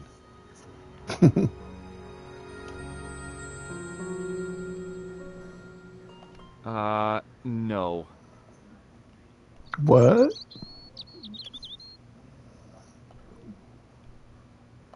Oh, right there. Okay. I inserted the she's laying where your walker would be. Shove. It remained lodged in the wall, jutting out to form a step.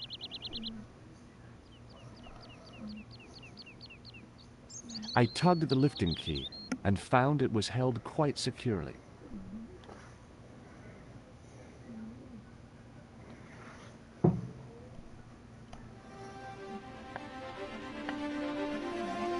There we go.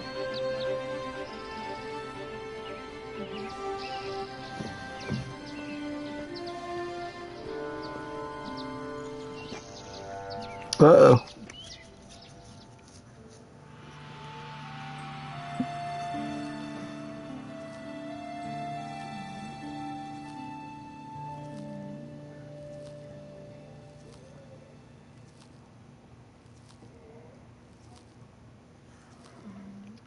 So I gotta go for the ladder.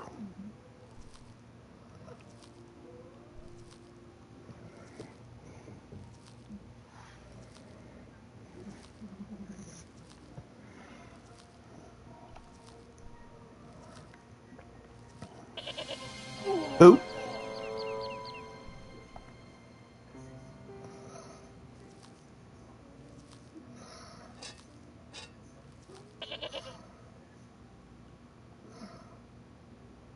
The rope by which the goat was tethered had become tangled on the old plowshare.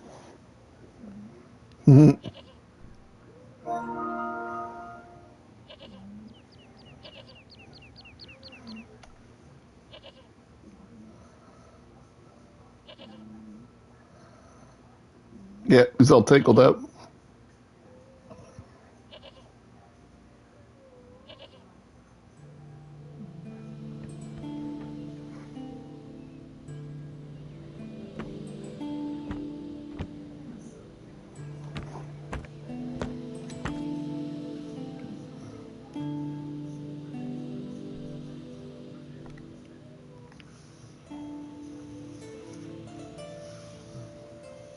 As I dipped my fingers into the soft white powder, I realized what it was.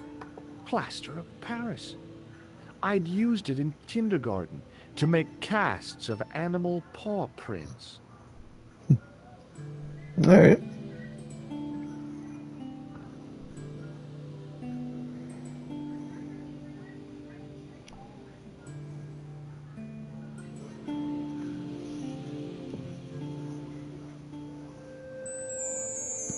The statue was too heavy to lift. It overbalanced into the sand.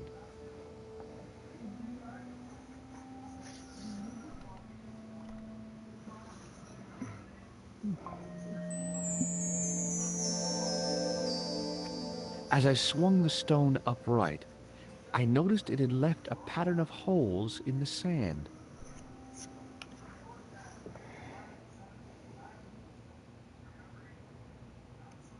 All right, so now we're going to use the plaster of Paris in the holes.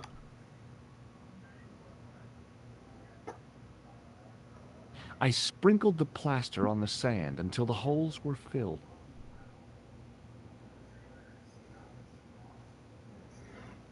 All right, now we're going to go back upstairs. Now we're going to go, we have to go all the way back to the bar.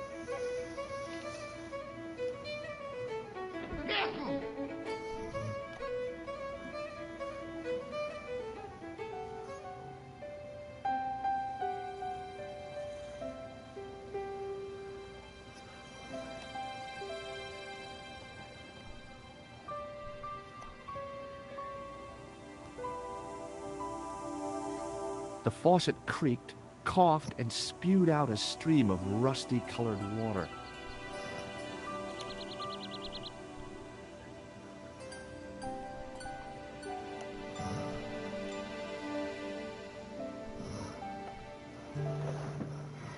Get the towel wet. I held the towel under the faucet and soaked it with water.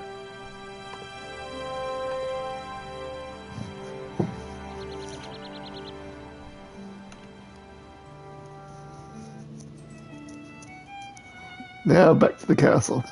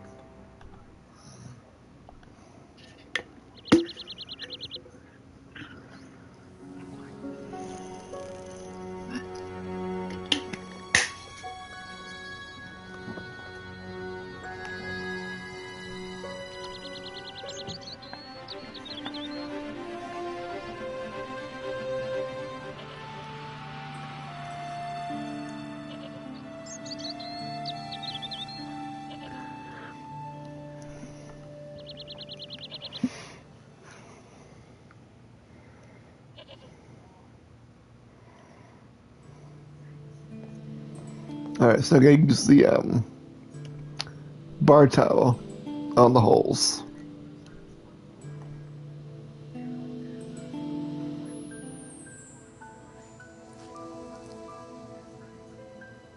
The trickle of water was quickly absorbed by the plaster.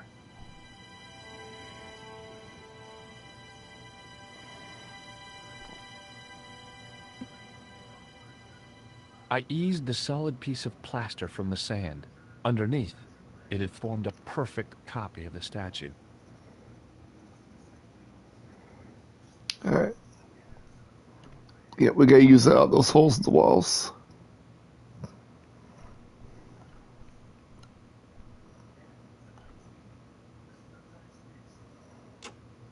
The hardened plaster cast fitted snugly into the 5 matching sockets. There was a soft thud, then silence.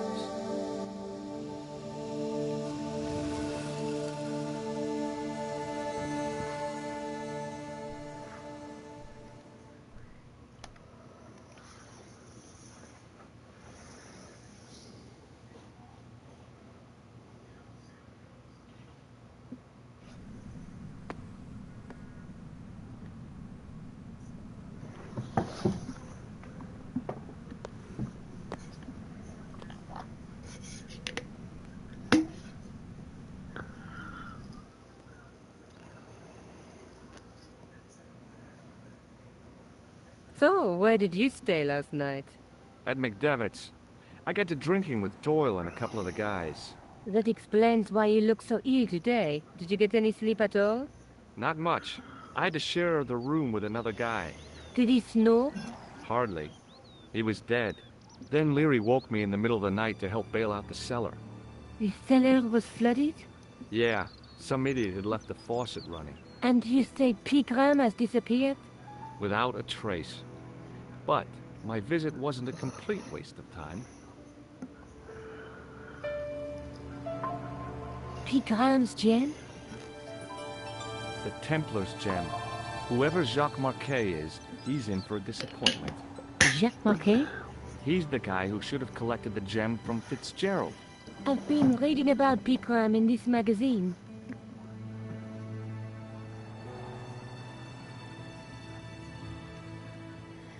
The media got its claws on him. Yeah, if I was his agent, I'd get him to lose the pipe.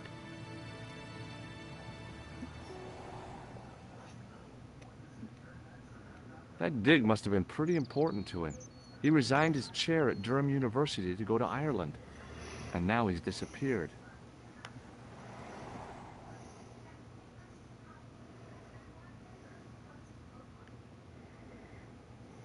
See what you can find out about Professor Pegram. I'll speak to the university. What are your plans?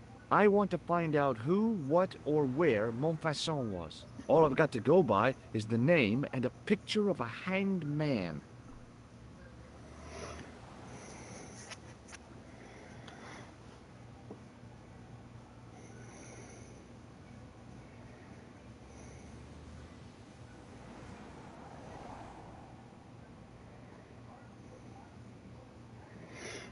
Alright, so we're all done with her. I can't sit here all day, much as I'd like to. Okay.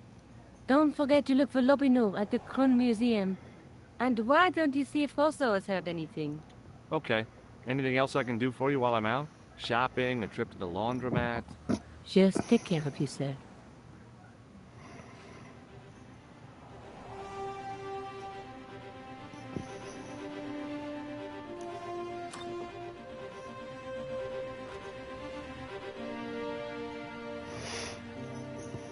All right.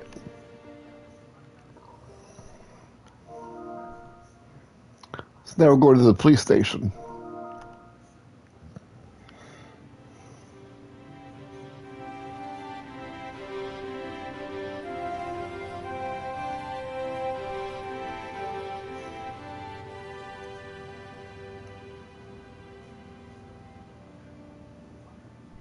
Excuse me.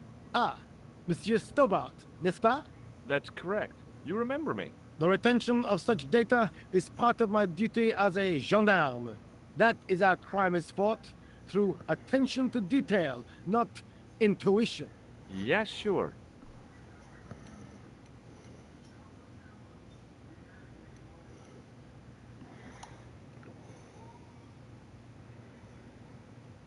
All right, so we ask him about Marquette.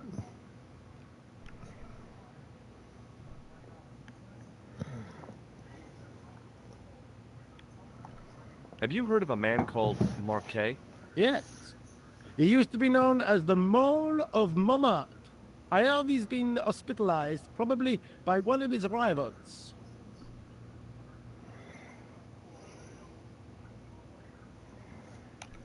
Which hospital was Marquet taken to? The Hagenmeyer Clinic in the Avenue des Hérissons.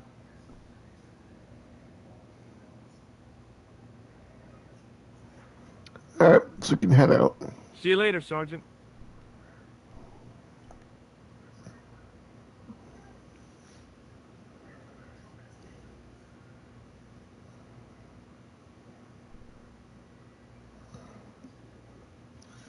Now the hospital.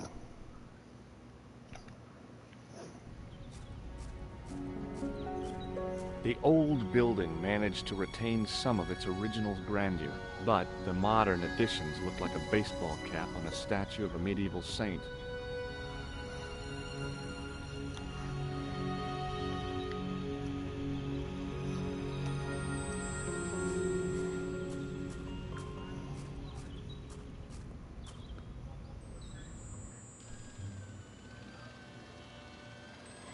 All right. Let's speak with the receptionist.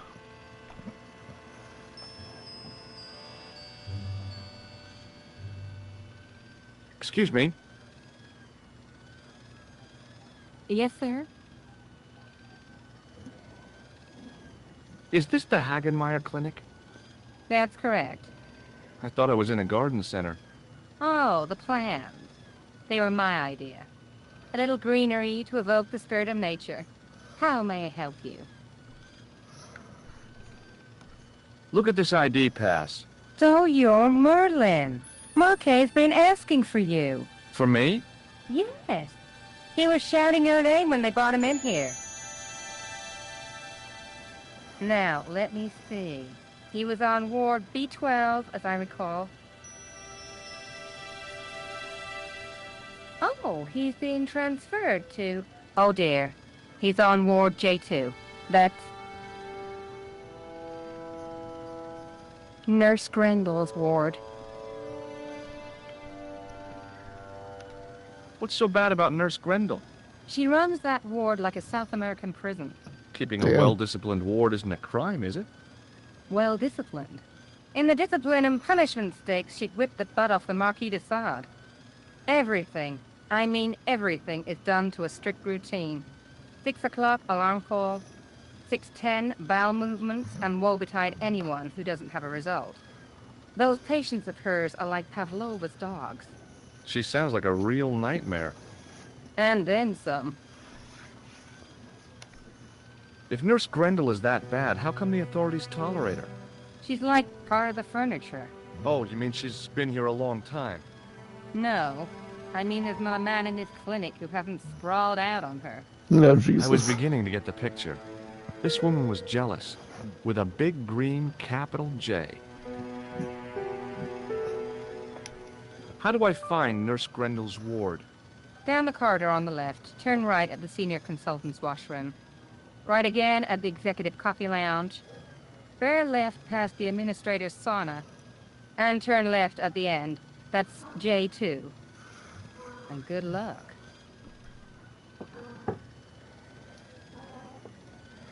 All right. Thanks for your help, ma'am. You're welcome. Here's the kitty.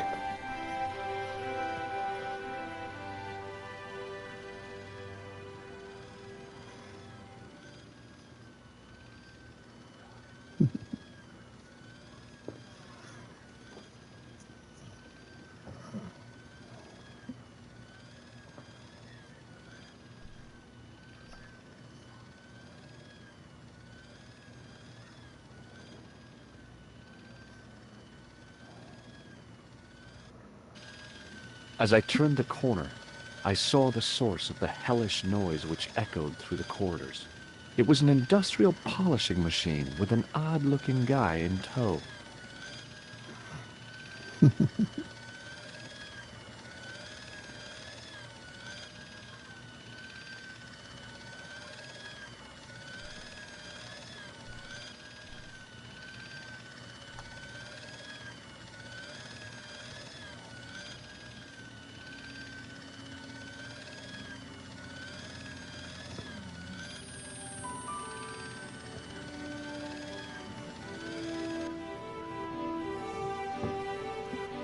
As I tugged the plug out of the socket, the polishing machine coughed, spluttered, and died. Mr. Shiny, what's wrong, pal? Jeez. Alright, so we can get ourselves a,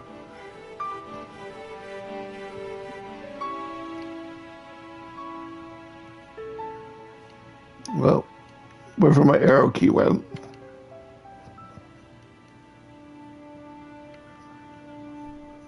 There it is.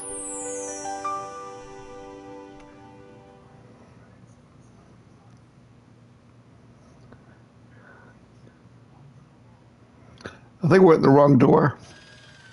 I did. Shit.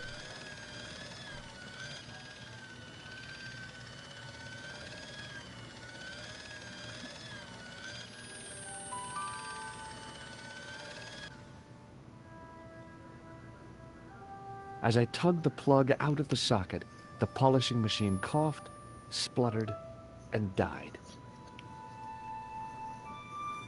Not again. This is not a good day.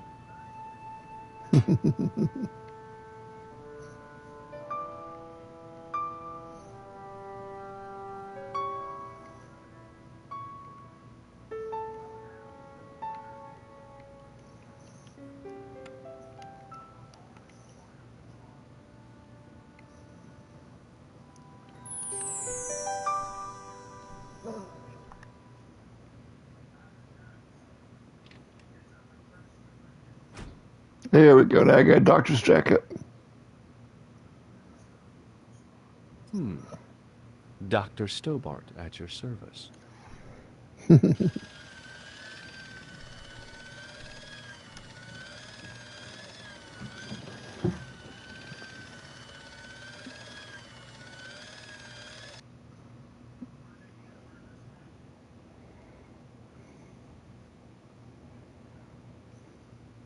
Good afternoon, Doctor. Oh, hi. Is this Ward J2? Yes, sir. The patients are ready for your inspection, Doctor. Thank you, nurse. Well, who's first? Monsieur Croquet in bed 2. What's his problem? He's been complaining of loss of consciousness. You'll need this, Doctor.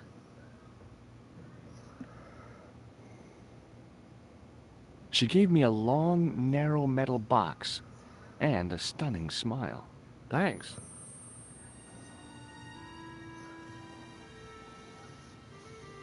Hi, I'm Dr. Stobart. Hello, Doctor. The nurse told me you keep losing consciousness. That's right. I've had the problem as long as I can remember. It's a real out-of-body experience. Like death, but not so conclusive. I see. How long does it last? Just a fraction of a second, and then I recover. I might not have been a doctor, but I was formulating a diagnosis all the same. This guy was nuts. I know exactly what you mean. It's known in the medical field as blinking.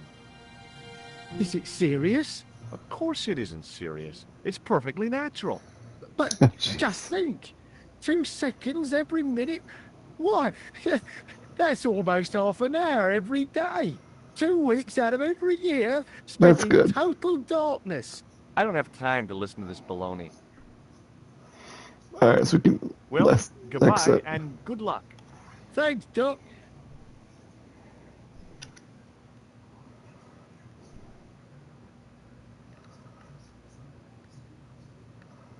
So it says to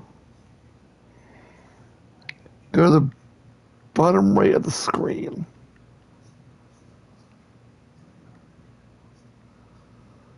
But nothing's happening.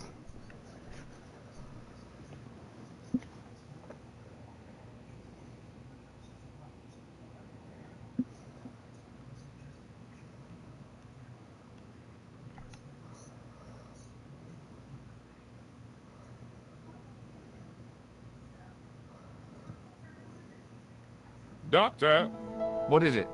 you haven't taken my blood pressure.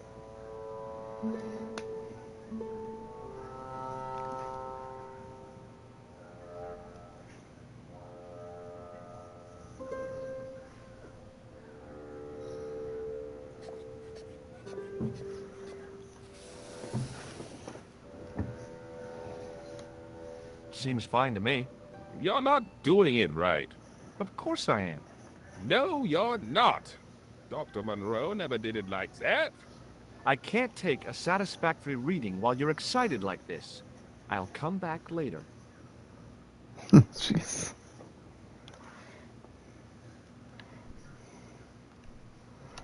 So we gotta go back this way.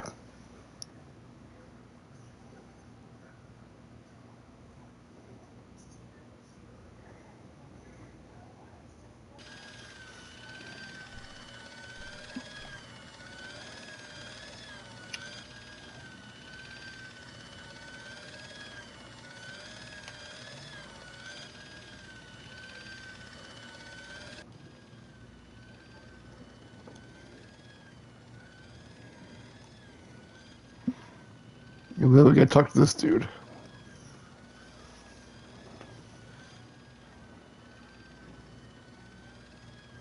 Hi, my name's George Stobart. Aha! Just the man. You must be the new boy. Yeah, I must be. Well, stop wandering about and make yourself useful. Bunny, come here, boy. This is Benoit, my nephew. Can I trust you to look after him? Do your own babysitting, Gramps. Who do you think you are, anyhow? I am Felix Hagenmeyer. And may I say what an honor it is to meet you in person, sir. You are on my medical wall of fame.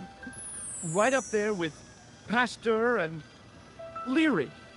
I look on it as a privilege, no, an honor, to look after your nephew, sir. He is fresh out of medical school. It will open his eyes to see a real doctor on the job. I'll bet. Show him around. Let him see some real suffering. Alright. So long, Hagenmeyer. Okay. Now return to the room where the patient's blood is. Yeah.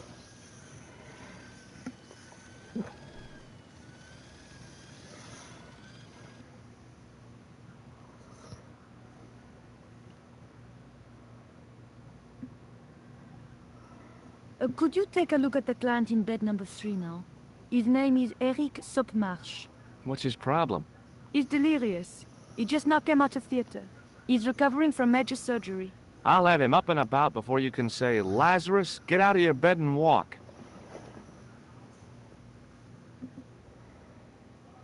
Hello? Anybody home? Who are you? My name is Dr. Stobart, and I'm here to steer you down the rocky road to recovery. Dr. Monroe said there was no cure for what I've got. Your problem is you stayed in bed too long. Are Oh, you jeez. sure you're a qualified doctor? You better believe it. Alright.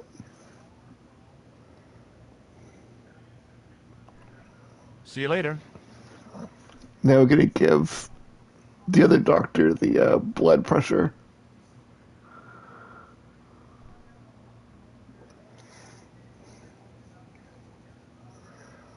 Well, something tells me we can give it to the patient.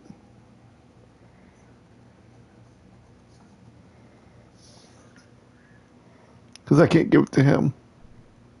Hi, it's me again. I'm going to take your blood pressure. Why? I'm a doctor. It's my job. Oh, wait a minute. Hold on. See you later. There we are. Hey, Benoit.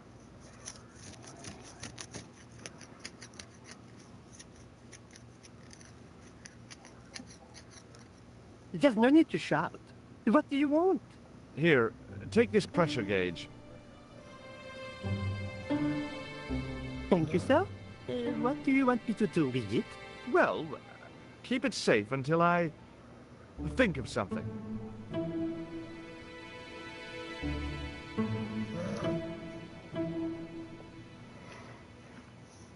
All right. Hey, Benoit. Yes, sir? Are you ready with that pressure gauge? Primed and ready to pump, sir. What do you want me to do with it?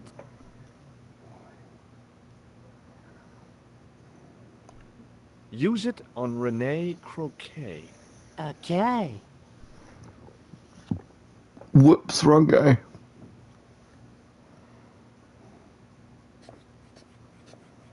Oh well.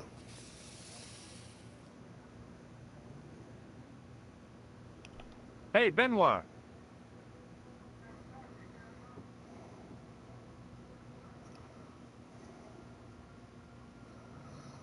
Yes, sir? Do you still have that gauge I gave you? Ah, yes. What do you want me to do with it? Use it on Eric Sotmarsh. Okay.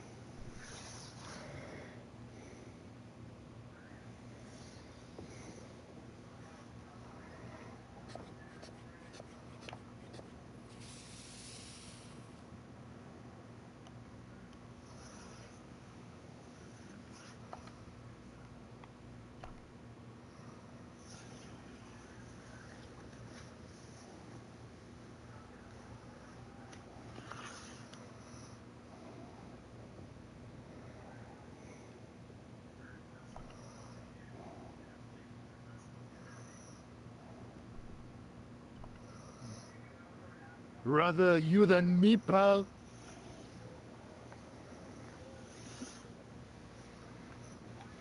This should be his room.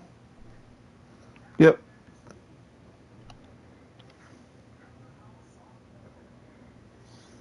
Marquet? Yes.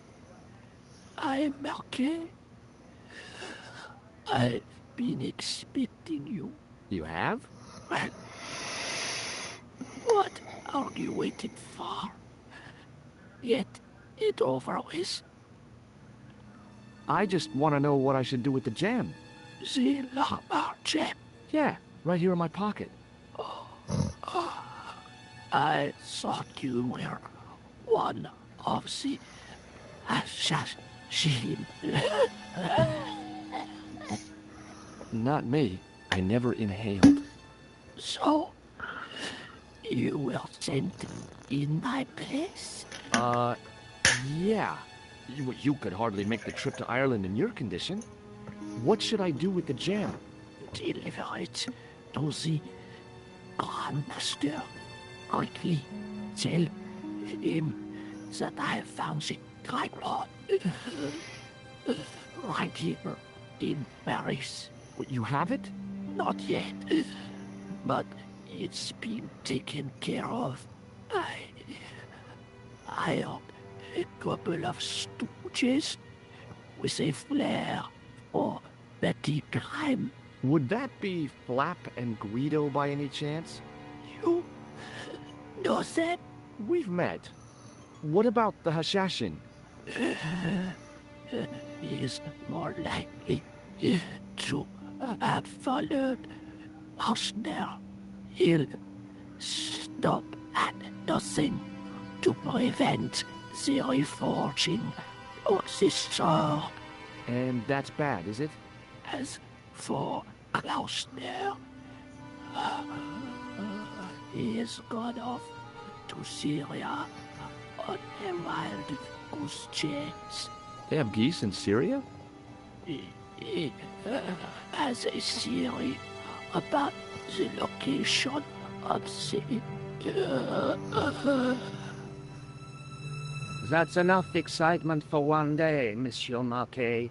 What are you doing here? Talking to this patient, of course. Monsieur Marquet is my patient. If Herr Hagenmeyer was to hear that... Okay, I'm going. I'd learned all I could from Yeah, I Marquet am. anyhow. I'm liking it. I don't mind point-click games. Oh, there you are, sir. I was just coming to look for you. I finished with your pressure gauge. Yeah, okay. Thanks, Bunny. What's that noise? It sounds as if someone's having a cardiac arrest. It's all right. The doctor's in there with him.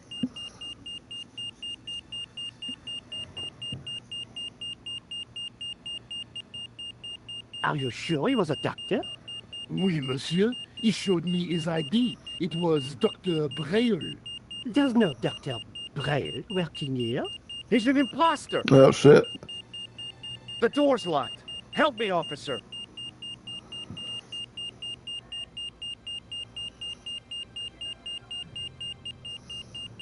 Stand back, monsieur.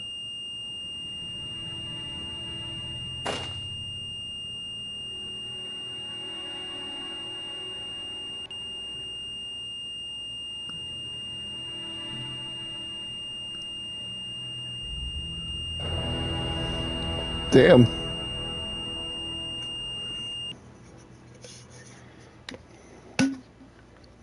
I found Jacques Marquet. Did he talk? Yeah, he talked. For the very last time. He's dead. Yeah. Killed in cold blood by a bogus doctor. That's despicable. What kind of guy would pass himself off as a doctor and take advantage of a dying man? Was it Count? No. I don't know who he was, but it certainly wasn't Khan. He got away, out the window.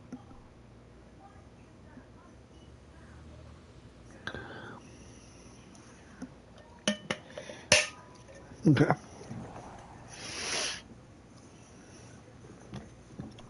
I guess I'd better go back and talk to that weirdo. Which one, Rousseau or Sergeant Mou? Oh, were you referring to Andre? I'll let you work it out.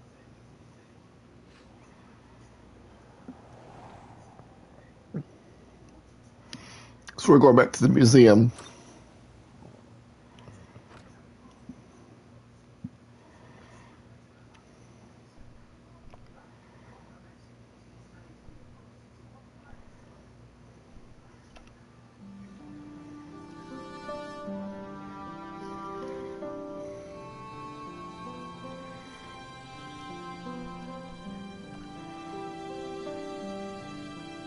You have left it very late, monsieur. Late for what? Anything? I am closing the museum soon. You wouldn't like to get locked in. I can tell you. Not in this gallery. Why not? It is haunted, monsieur. You don't believe in ghosts, surely. Oh, yes, I do. 7 years ago, a lad managed to hide in here. He made a bet with his friends, I suppose. When I found him in the morning, he was cold as ice and stiff as a boulder. Well, what was the cause of death? They said it was a brain tumor. But on his face was a look of stark, desperate terror such as I have never seen before. Scary. Okay.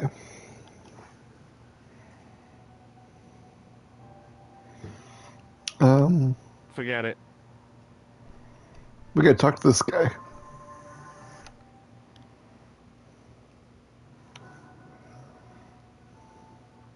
I beg your pardon. Are you Andre Lobineau? That's me. You want my autograph? No. I was told you may be able to help me. Help? My name is George Stobart. I'd like your professional opinion. Well, okay. Shoot.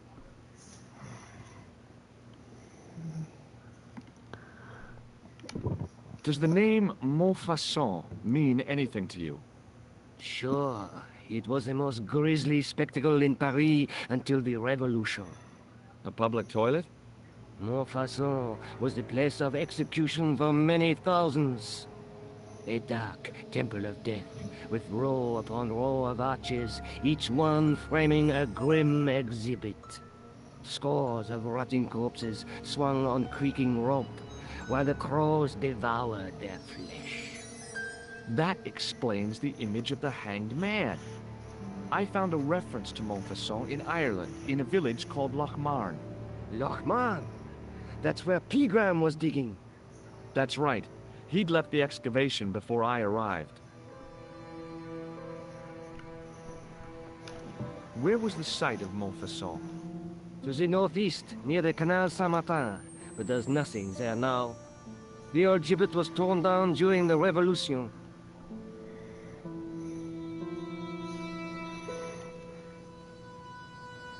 Alright, that's it. Thanks for your help, Andre. You're welcome.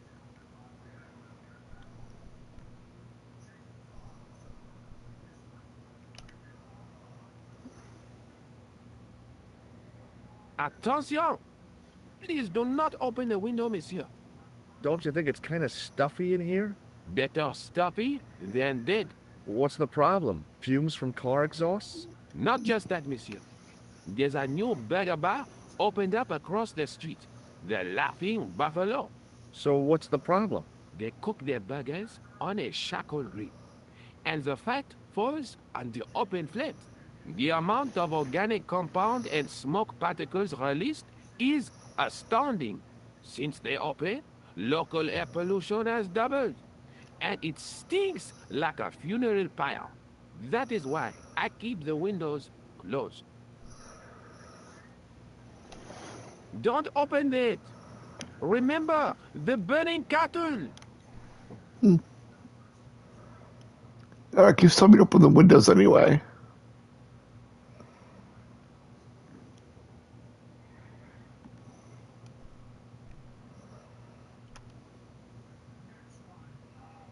The rod turned smoothly, and the window above me opened. Now we gotta hide.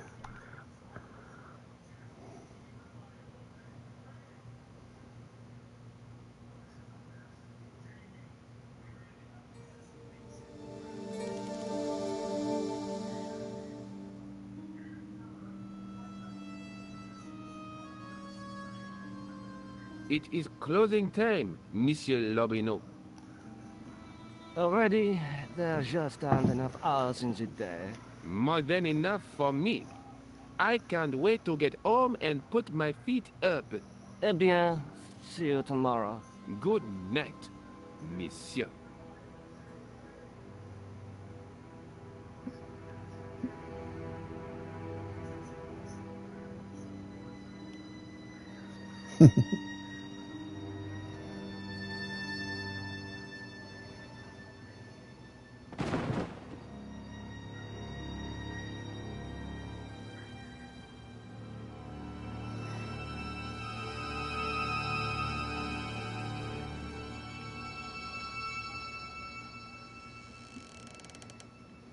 Hey, Guido! Look at this! Quit fooling around, you moron! Get your ass over here and bring that flashlight. Nope.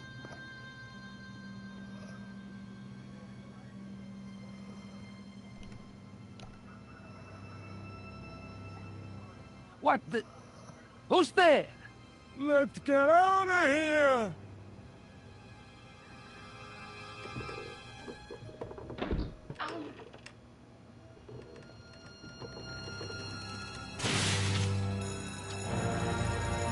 Oop.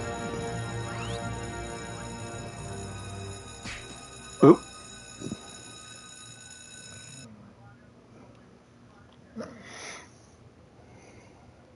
And when I woke up, I was at the police station. Luckily, I managed to persuade Rosso I was innocent. So I guess Catwoman's in this game? What a mess. I bungled the whole thing. I don't think so. You made a pretty good job of distracting those two crooks. Yeah, but the killer got away with the tripod. No, he didn't. He's not the only one who can dress up in costume. You mean... it was you Oh. who stole the tripod? Oh, hell, Nico. I could have been shot. Those dogs are more likely to shoot their own feet. I just wish you'd told me your plans. We're supposed to be in this together. And how come you dressed up like a pantomime cat? Don't suck, Jersey, please. Oh, rats. And don't call me Georgie. Oh, I really thought you'd be pleased. After all, we've got the tripod. Aren't you going to try putting the gem on the tripod? I guess so.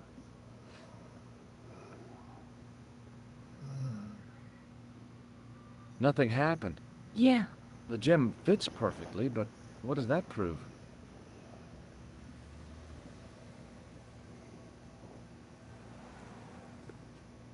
Maybe the tripod has to be in a certain location. There's nothing on the manuscript to indicate where, though, is there? Alright, so. I have to go. Already? You only just arrived. Time and tide wait for no man. Okay, I'll see you later.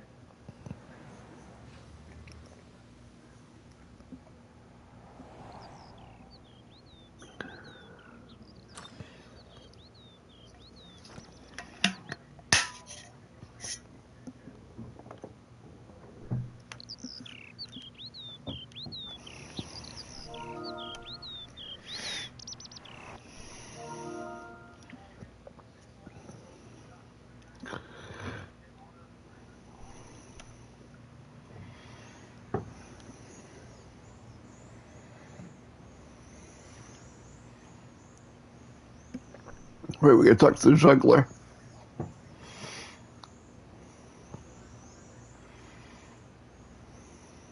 Hey, you with the balls. Oui?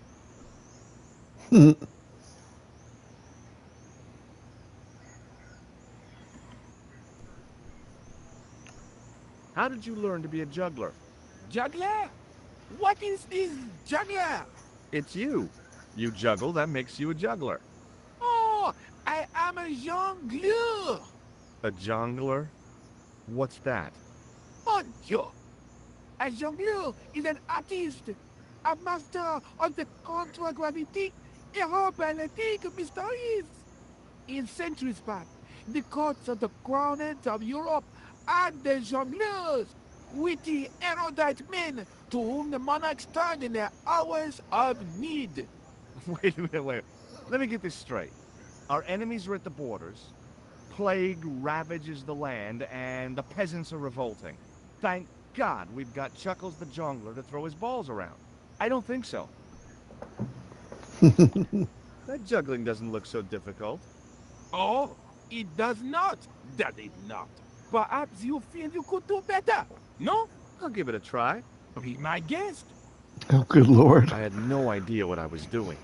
But this guy was obviously an idiot, so how difficult could it be? Oh. A lot more difficult than I thought. That's how difficult. Still, it was my big chance to be derided by complete strangers.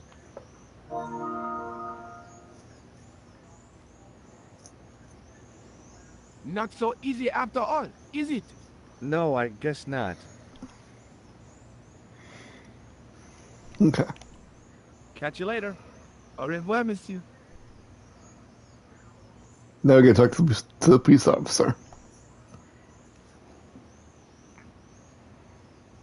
Excuse me, officer.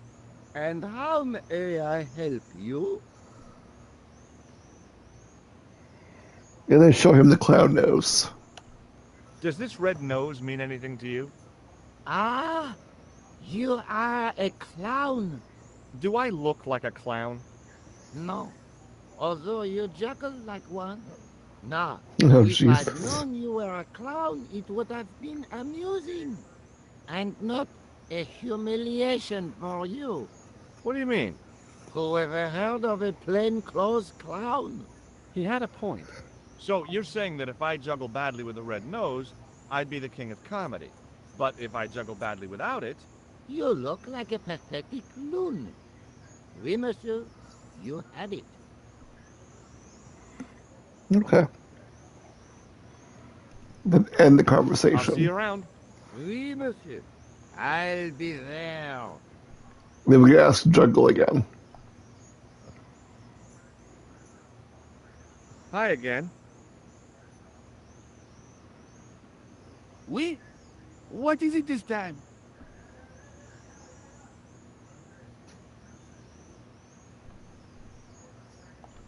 I'd like to have another try at juggling, please. You have gone on a crash course, perhaps? No. I just had an insight into presentation. Huh? Allow me to demonstrate. The balls, please. If you insist on completing your humiliation, monsieur. Okay, now for my secret weapon.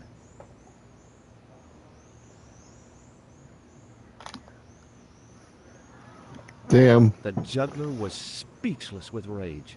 You could have mistaken him for a mime. And without a word, he collected his balls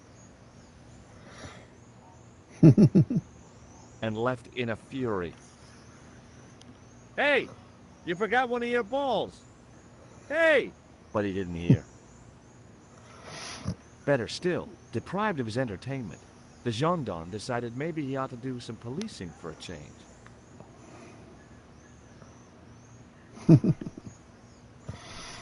All right.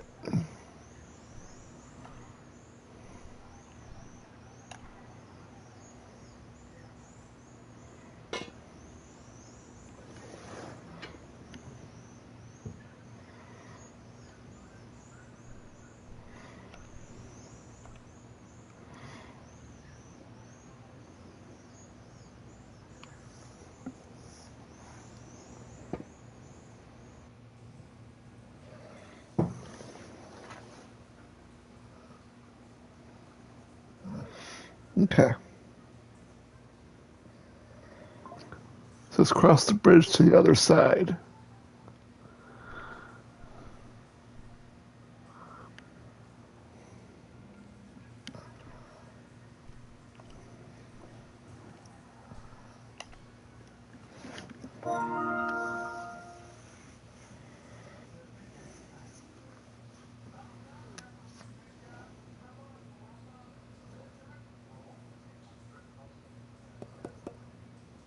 That sounded pretty solid.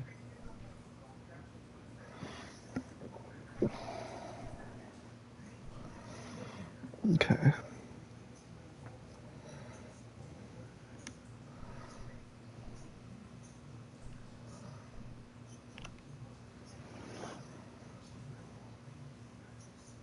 The hook was held rigidly by the tightly wound chain.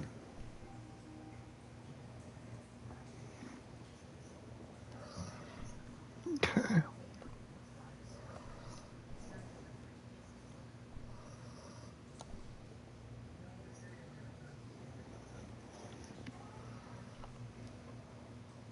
The hook was held rigidly by the tightly wound chain. Interact with the mechanism.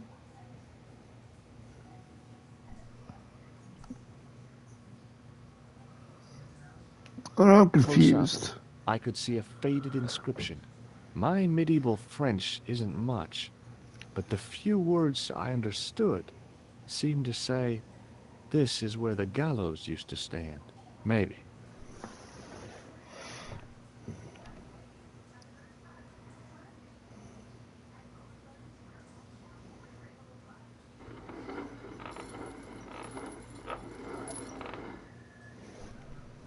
Okay.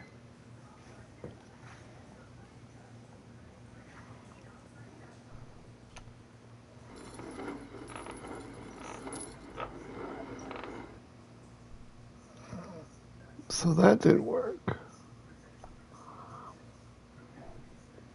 The hook was held rigidly by the tightly wound chain.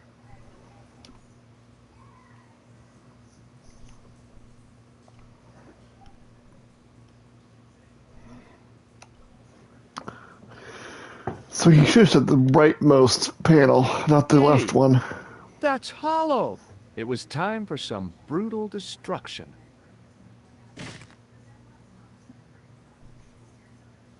Close up, I could see the plaster was thinner where I'd broken through, and behind I guess we wrote this as the other left from the right. And a lever.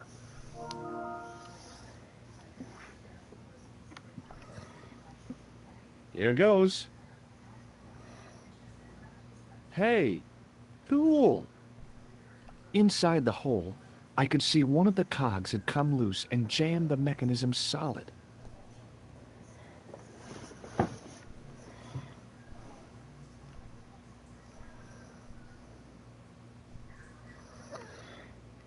Use the wheel handle on the boat.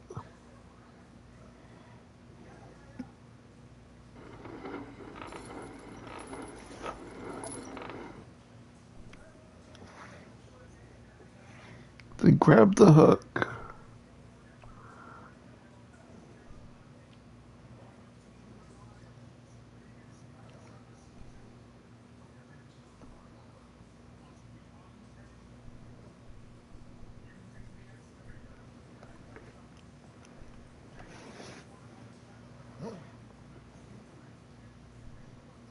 Attach to the mechanism. Then use the wheel handle again.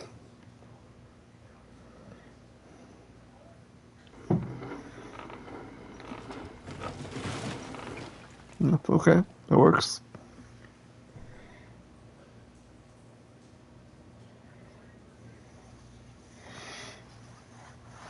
Head through the archway. So, okay. Not there, right? Or is it there?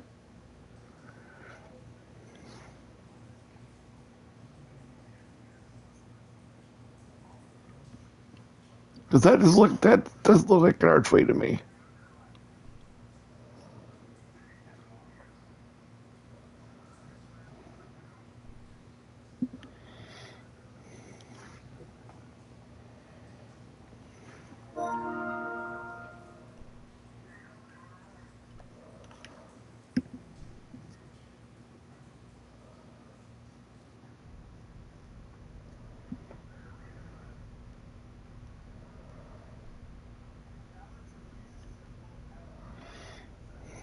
Head through the archway and then look at the... Okay. It says, do not go down those stairs or I'll die. In the beginning was the end. An end wrought by our enemies began our darkness.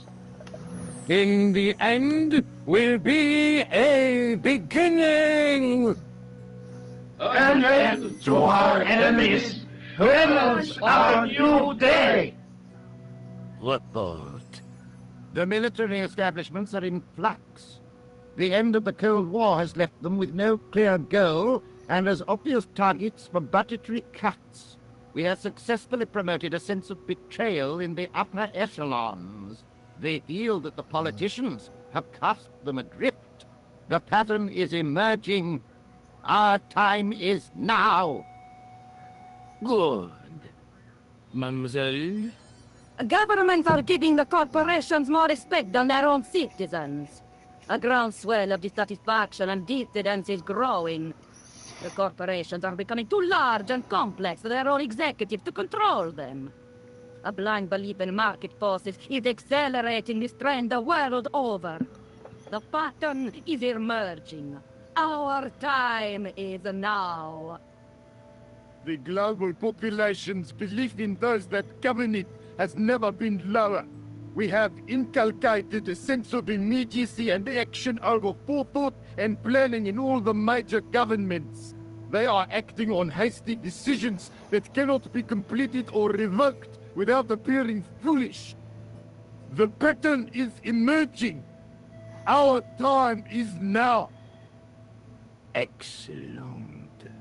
The tired old governments are dying a slow death from their own incompetence and our machinations. The millennium is almost upon us, and everything is in place for the rise of our new order. Almost. Professor, where is the broken sword? As we discussed last time, with the loss of the manuscript, our search is as a corollary hindered. And as discussed last time, you have been furnished with a dramatically increased budget. What have you been doing with our money, Professor? We are working on the principle that the Templars, that is to say our predecessors, hold on, these are the Templars? Must have left a trail when they were hiding the clues to the sort of Baphomet's location. I have a small army of historians and archaeologists ferreting out that trail. I trust these historians and archaeologists are more trustworthy than your friend Pegram. Pegram was loyal. He tried to protect the Lokman gem when the Hashashin came near. And failed. And don't call that Syrian maniac the Hashashin. He's an assassin. Plain and simple. That's not what he believes. He actually thinks. Silence! Do I have to remind you that we have a sacred duty? A trust? When Philippe attempted to destroy the Order, we lost the sword and our power with it. Now, we have the opportunity to reforge it. But time is short. We need results. Not petty bickering. Not excuses. Now, Professor Baphomet. Yes, of course. My apologies. We will find Baphomet and the sword, manuscript or no.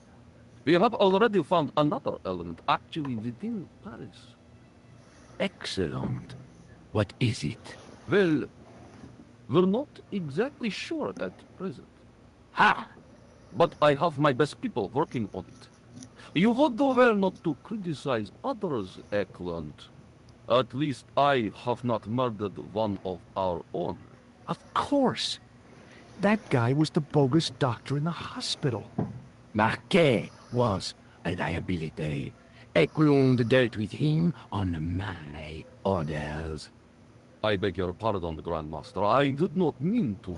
Have you any good news for us, Professor? We already know 3 of the elements. We know that Klausner had obtained the lens before he vanished. Where was he? Syria.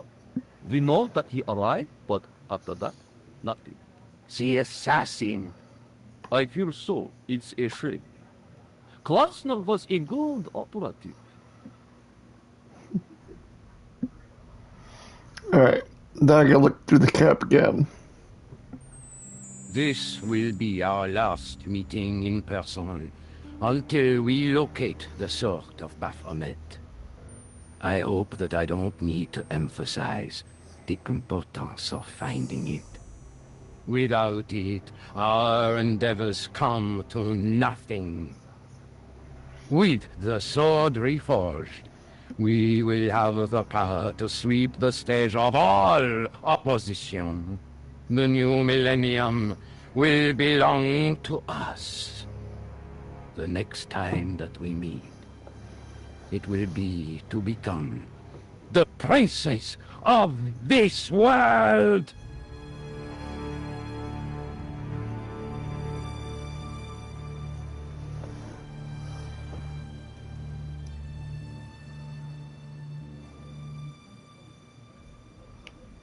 Okay. Now we can head downstairs. I think if we would have done that before, those guys would have killed us. That would have been good.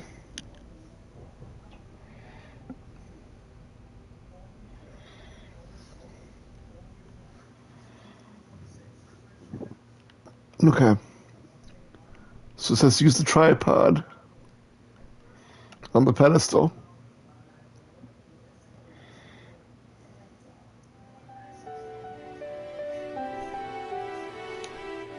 And then the gem on top of it.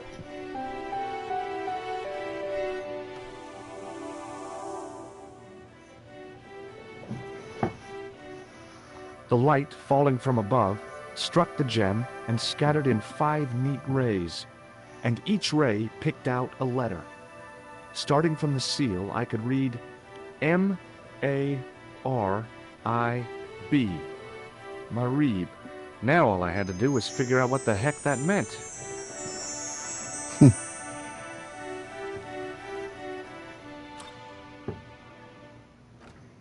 Nico, I've seen them. Who? The Templars. I spied on their meeting in the catacombs. And you saw the Knights Templar? I saw a bunch of guys masquerading as Templars.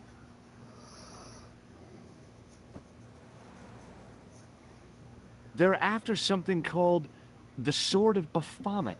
The bogus doctor was there, the guy who killed Marquet. The manuscript is the key, just as we thought. It shows the way to the broken sword, whatever that is. And how does the assassin fit into all this? He's out to stop them. These Neo-Templars, they're men and women in influential positions. Don't you see? Clantar was one of them. The assassin killed him for the manuscript, to stop them finding the sword. But now we have got the manuscript. Yes. So, how does he hope to find the sword? I don't know. They said something about a lens and a guy called Klausner who's gone to Syria, but they didn't seem to realize the significance of the very site of their meeting. You see, after they'd gone, I discovered a stone pedestal and a carved inscription. I set up the gem on the tripod, directly below a beam of light. The gem split the beam and lit the letters M-A-R-I-B.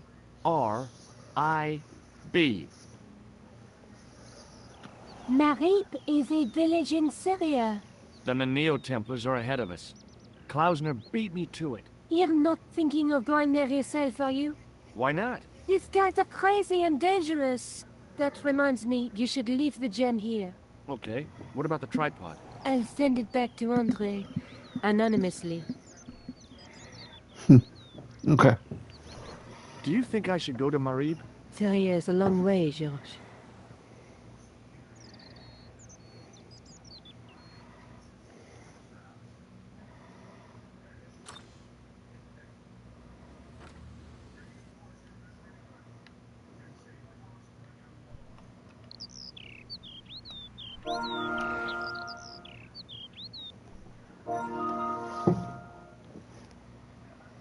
Alright, so we're gonna go to the airport. And we're gonna go to Syria.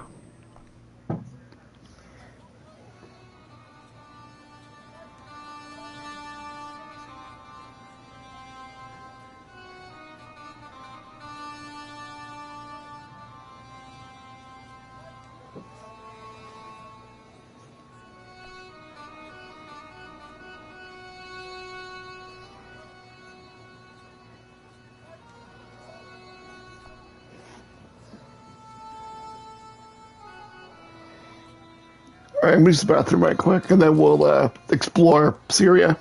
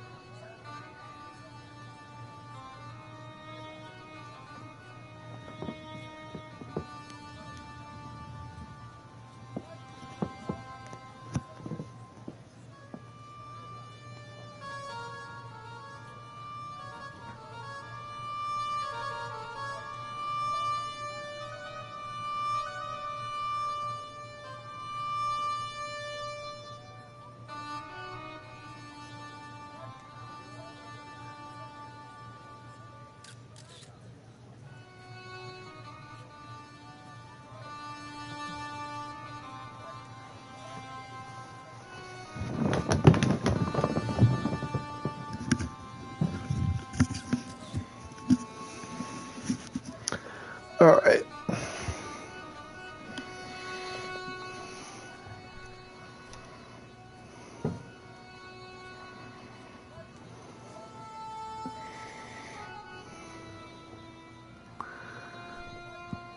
Alright, so we go show him the matchbook.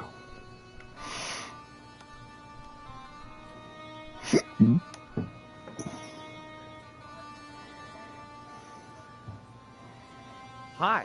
Hello, Hello, sir. Lovely carpet. Does this matchbook mean anything to you? Ah, give to me. Give to me. Allah mood.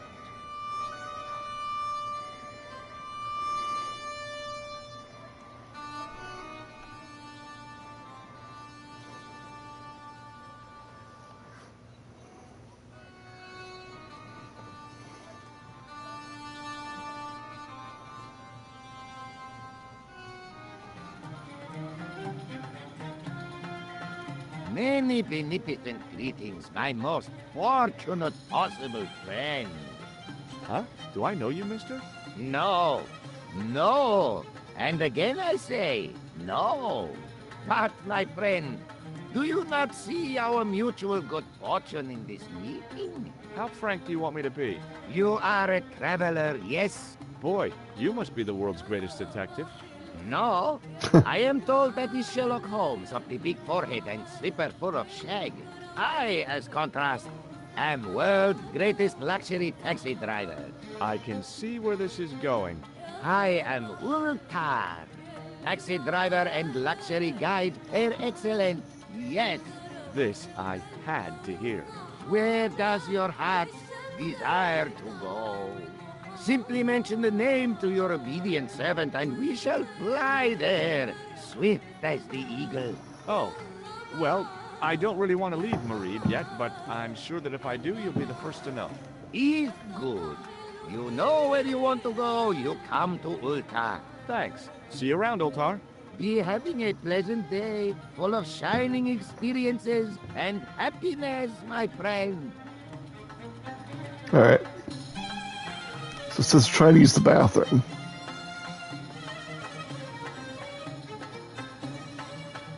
Damn, the door's locked. I'm sorry? Did you say something? He say you not to go in toilet. Read sign, matey. Matey? It lose something in translation. Alright, so read the sign. By staring hard at the notice and squinting, I discovered I couldn't understand a word of it. Now it says speak to Ultar.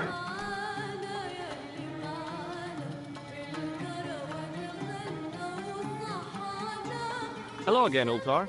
Great hellos, munificent foreigner, and possible future client. Well, you never know. Would you mind talking to me? It's most agreeable. This is how Ultar learns such splendid English, yes? Yes.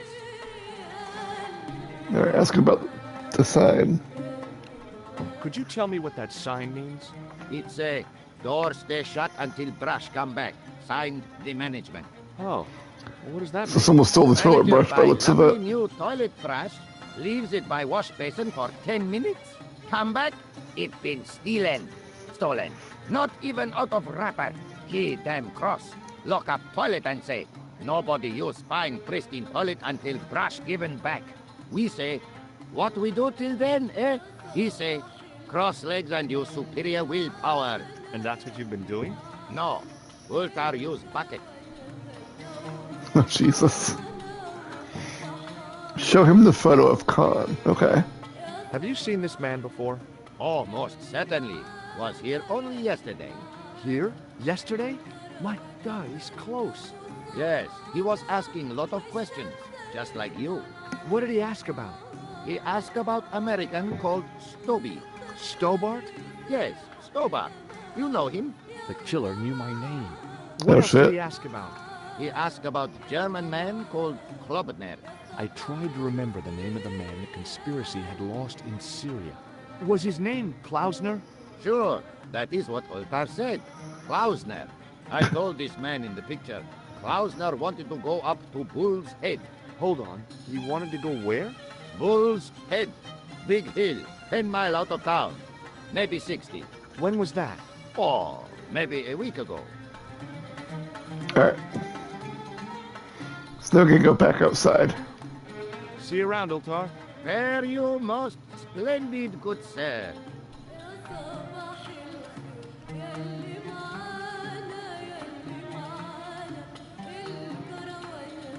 There you go, how was that? I don't think I can do anything combat-wise in this game.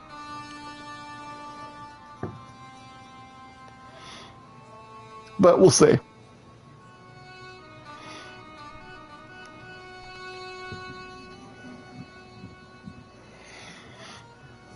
How are you doing tonight?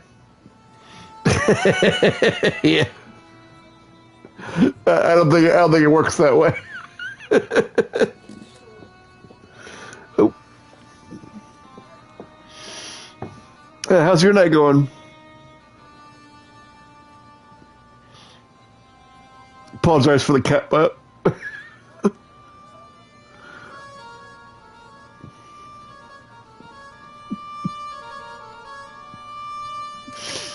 That's good. That's good to hear. Alright, so there's a vendor and a Union Jack apron. That's very true.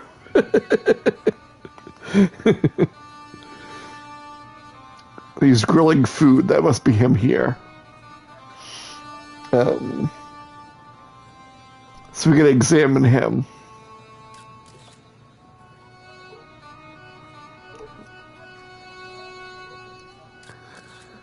Hi, what's your name, sir?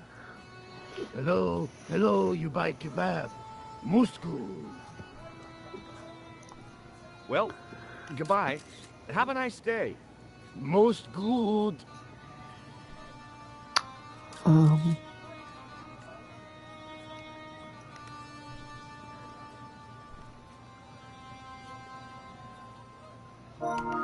Suddenly, I realized the horrific truth. The guy was basting the kebabs with a toilet brush.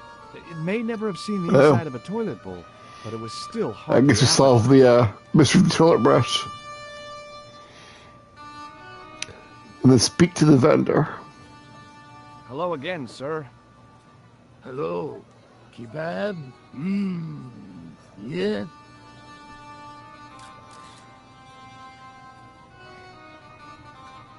And then end the conversation. Well, goodbye. Have a nice day. Most good. Then we get to speak to this dude.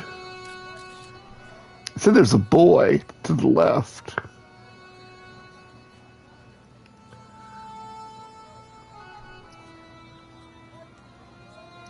This must be the boy. Yep.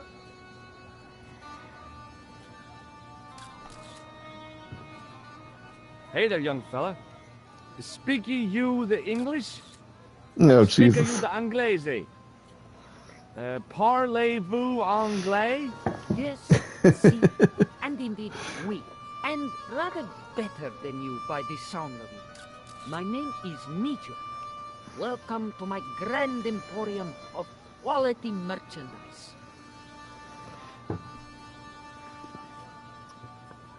Alright, so we'll ask about him, I believe. Who's the guy selling the kebabs? Yeah. Oh, that's Arto. A miserable blighter to be sure, sir. He doesn't seem very happy. He never is. Day in, day out, a face like a wet Wednesday. Whatever one of those is. Does he speak any English? Not cogently, no. Alright. Ask about him again. Look, this is going to sound a bit strange, but I need Arto's brush. Why not fix this? The brush bastes the kebabs, right? I know, right? Let me find some dirty postcards for you instead. Nijo, this is serious. How's your night going? How was Dark Souls how was Dark Souls earlier? Old chap, I watched you for a little bit. perhaps? Maybe what? Perhaps what? I do not wish to seem mercenary, sir, but I am a merchant, and merchants trade. Merchant? This isn't Sears Roebuck here. Well, if you're going to be disagreeable... No, you're right. What would you like? What have you got? Alright, let's give him the juggling ball. What do you think of this, eh? Oh, sir, what is... Oh man, I hate when that happens. When I am rich, I am... I've been there. World-renowned collection of brightly colored balls. Are you serious? In deadly earnest. People will come from far and wide to see my Yes? collection. The Rockefellers and the Gettys can keep their hordes of so-called fine art. But answer me this. What good is a Picasso, I ask you? I think when I first got Bloodborne, I didn't know it was a Souls-like. Sir, for such a marvelous And yeah, I think I spent a good 5-6 hours on the tutorial boss, and I couldn't beat him. What I say to mercantile greed, I have the soul of the aesthete, and I desire that red bouncy thing beyond reason. Do you understand? Not really. If I give you the... I've already I'm surprised you're not running your AC last, Kitty. If you give me the ball, what's it to be? We want to give him the ball. Yes, agree to give it to him. All right, here you go. People say bad things about Americans, but you're okay in my book. What people? What bad things? Never mind that now. Remember the brush? Right, yes, the brush. All you have to do with Arto is be polite. It lightens his day, makes it all worthwhile for him again. How can I be polite to the But guy when my friend and I did end up finishing Bloodborne together way back when. Simply memorize this phrase. Il ach il kal. Il akal kal. Close enough. Now, go over to Arto and deliver those honeyed words even unto his delicate ear. He won't be able to do enough for you. Really? Really. Oh yeah, that's true. Because it is loud. All right, so Toodle peep, sir. let's go talk to the guy that stole the toilet brush.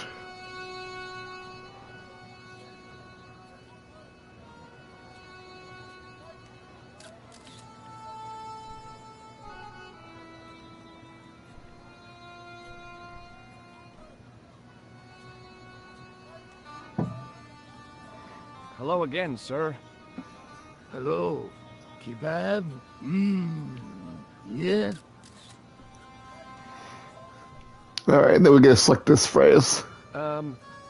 Il akul kal? Filthy, bad blood. I'll kill you. Whoa. No shit. Calm down. I just...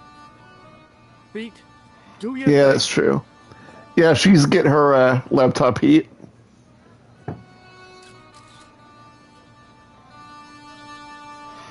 All right, so we got chased off.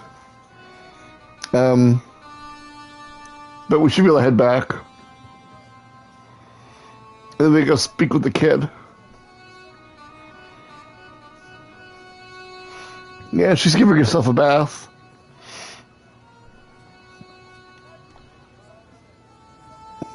Hi, Nijo. What the heck And did you he's- tell me to tell him? Patience, sir. Patience? Patience? I've been chased by a homicidal kebab seller, and you expect me to be patient? But No, ma'am. consider, sir, while you were running from the irate Arto wasn't using the brush. Hold on. Are you telling me that I've been used as a diversionary tactic? Your brush, sir. I can't Well, we got the believe brush. you put me on that kebab seller's death list for a toilet brush. The ends justify the means, sir. Yeah, but I noticed it wasn't your butt that was on the line, though. They also serve who only stand and wait, sir. Oh, spare me. Jesus. Okay. Oh, it's okay. Nothing. All right.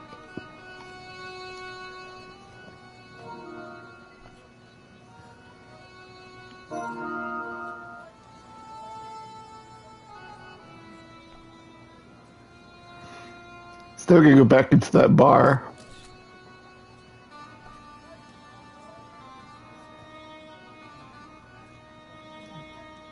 Ah, shit. I'm not gonna show him the matchbook again. Let's just really go right in. There we go.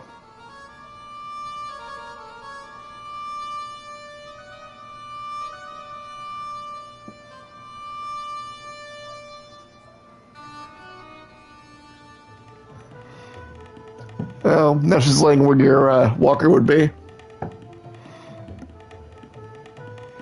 Alright, so now we're going to give the brush to the manager.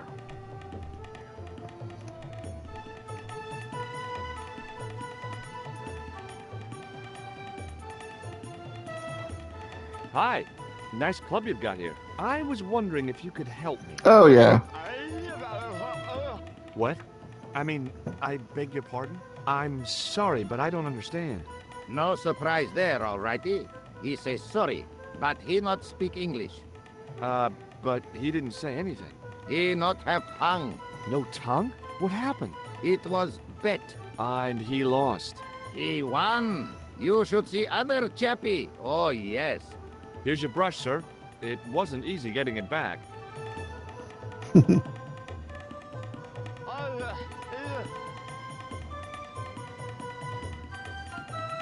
manager took the brush from me, gave me the toilet keys as my reward, and stopped off. What was all that about? Manager, he say, bah, look at state of this. Need much cleaning and detergent before go around my, you bend. He said all that? Body language account for much, you know? Oh, yes, indeedy. Alright. Now he gets the toilet keys on the door.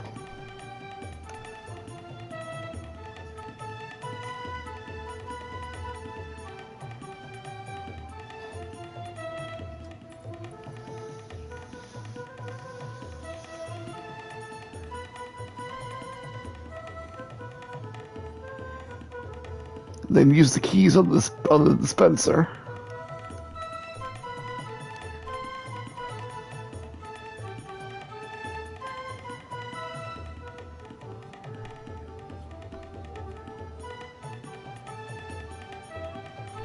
Oh shit.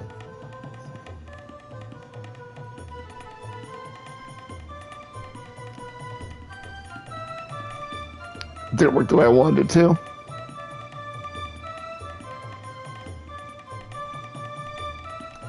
Now we can take the can. Yeah, there we go. Okay.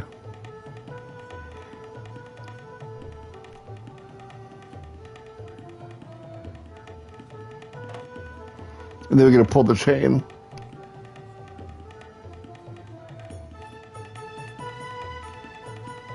Oops. Yep. I can start flushing that toilet anytime soon.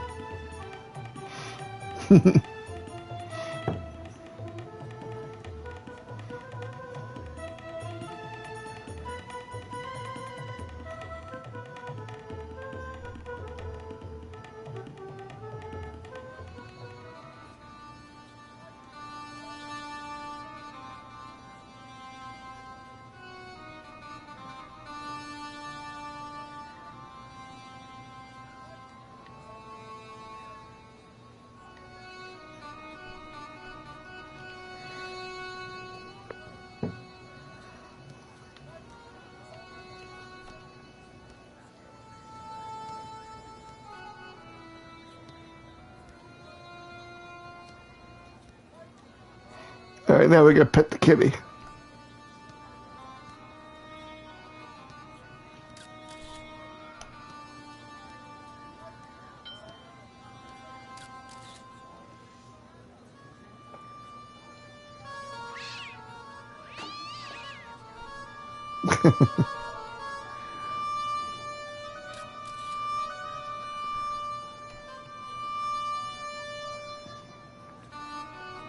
Poor kitty.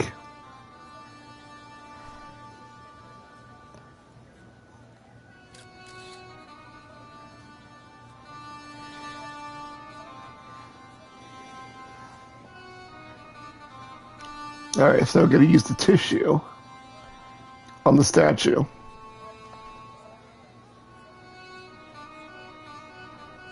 The plaster seemed to soak up the grease paint until it began to look like stone.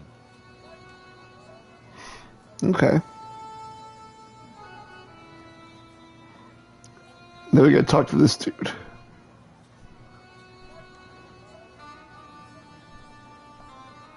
Hi, I was wondering whether you could help me. Why, sure, son. Always got time for a fellow American. The name's Henderson. Dwayne Henderson. Pleased to meet you, Mr. Henderson. Hell, boy. I'm not in the office. Call me Dwayne. Oh, okay. Dwayne?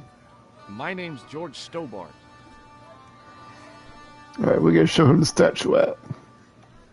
What do you think of this? Good gravy. Looks old. Yeah, I had to turn this town upside down. Boy, your luck's better than ours. Looks Roman. I wouldn't know. What do they say back home? How much do you want, George? Oh, I couldn't. It's the find of a lifetime. I mean... $50. Take it or leave it. I'll take it. Here you go. Oh, alright. And here you go.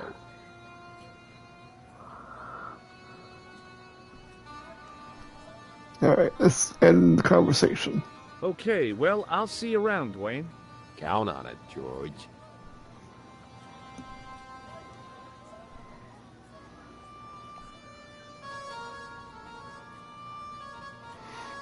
Now we gotta go see Altar again.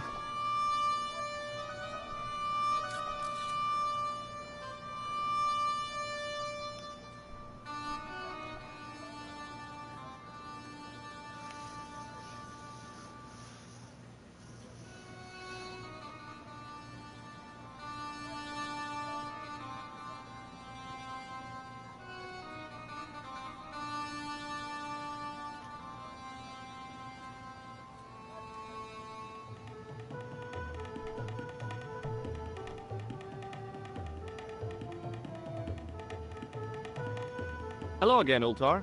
Praise be to Allah. I am blessed with your bountiful presence once more.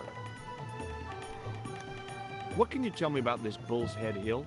It's most magnificent. Lovely views. Worth visiting. Yes, by indeedity. How do I get there? No. Let me guess. You need fine luxury guide to take you there in air-conditioned taxi. Woe is me. Where can I find such a guide? And Ultar is most luxurious guide for most literally some way, in any direction. Gee willikers, lucky old me. Are you desirous of my pleasant and luxuriant service? All right, let's go. First, I regret the formalities. The trip to the Well, it's good they got that $50. 50 Yankee dollars, please. $50. It's a lot of money. Oh, what the hell. Here you go. Most excellent. Oh, dude. Mister, we make with haste. Ah, okay. I'll be along in a minute. Yeah.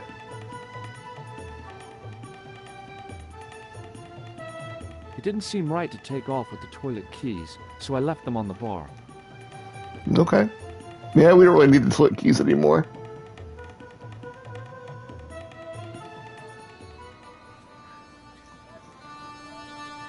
Hello again, Ultar. His most splendid and adventurous client. Alright. Speak to him about his truck. That's your taxi? Oh, yes. Most assuredly. Most entirely splendid taxi in all Marib. It looks like an old army truck to me. Bah! You Americans with your checkerboard caps and your jet hearses. You have lost sight of what a taxi should truly be. About 4 tons by the look of it. There, you have hit the nail in the nutshell. Okay already, let's go. Regrettably not, most esteemed pair. There is a minor problem of a tiny nature. The fan belt has taken it upon itself to break. So, what are you gonna do? What can I do? I must wait for a ride to the garage for a replacement. How long is that gonna take? 1 day, maybe 6. I can't wait that Oh, long. We gotta get Jesus. moving. But how, my friend? I'll think of something. Alright, so we gotta give him the hand towel. Is this any use to you? My friend, the very thing, yes.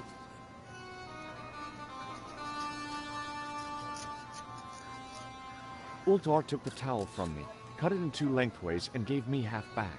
With his half, he did the kind of fan belt replacement that's normally done with stockings. Now, if I knot the ends together, so... Serviceable, yes? Very serviceable indeed. Stockings might work on a Bentley, but on a truck, the coarse toweling did the job nicely. Come along, my friend. You want to see the bull's head? Yes.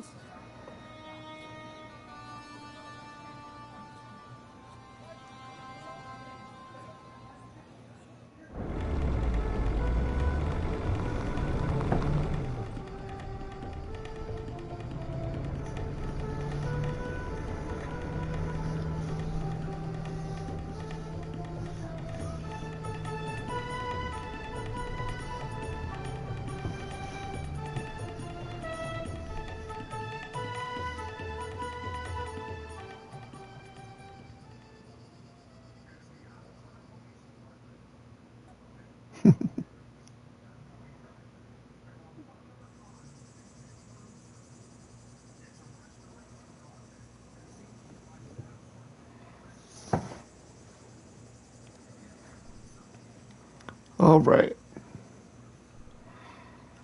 So we can take a branch from that tree there.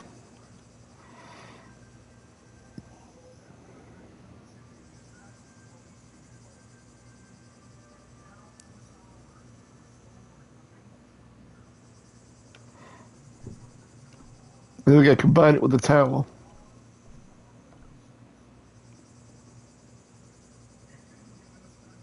With a flourish, I tied the end of the towel to the stick with a textbook reef knot.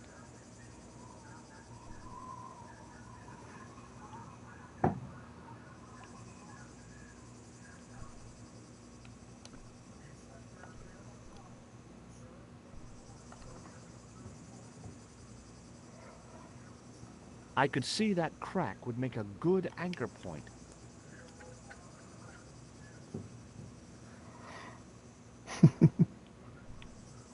Well, that looked really safe. It doesn't look safe to me, no. I hadn't anticipated going mountaineering when I'd come to Syria.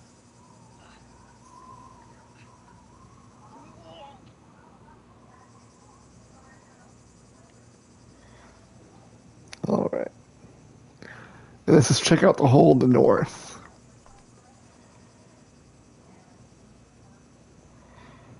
Yeah, I'm sorry.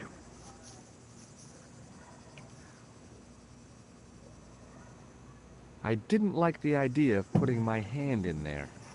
But there was something in there. A metal ring. As wide as my hand. I took a firm hold of the ring. And pulled. Whoa there! Huh? Secret entrance.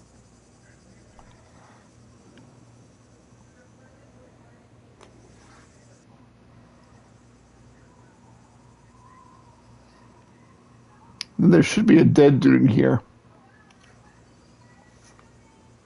Around the corner, I found the corpse. Yep. Oh my Yeah, I think she misses God. you. I mean, she's laying where your Klausner? walker would be. Large as life and twice as dead.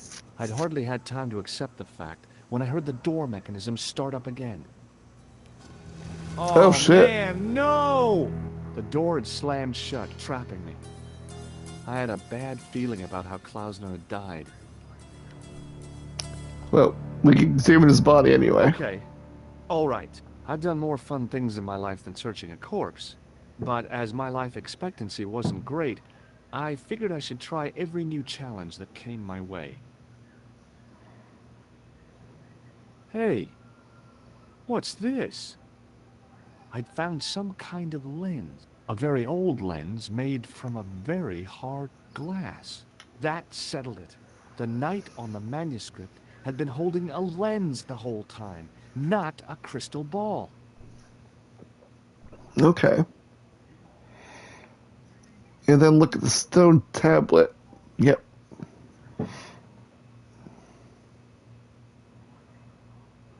I I couldn't take the inscription with me, and I didn't have a notebook or a camera to record it. All I could do was stare at it and try to memorize it. Oh, Jesus. In accidenta sita est, in hora mundi. Okay. That would This have to con do. will show up and hold me at gunpoint. Yeah.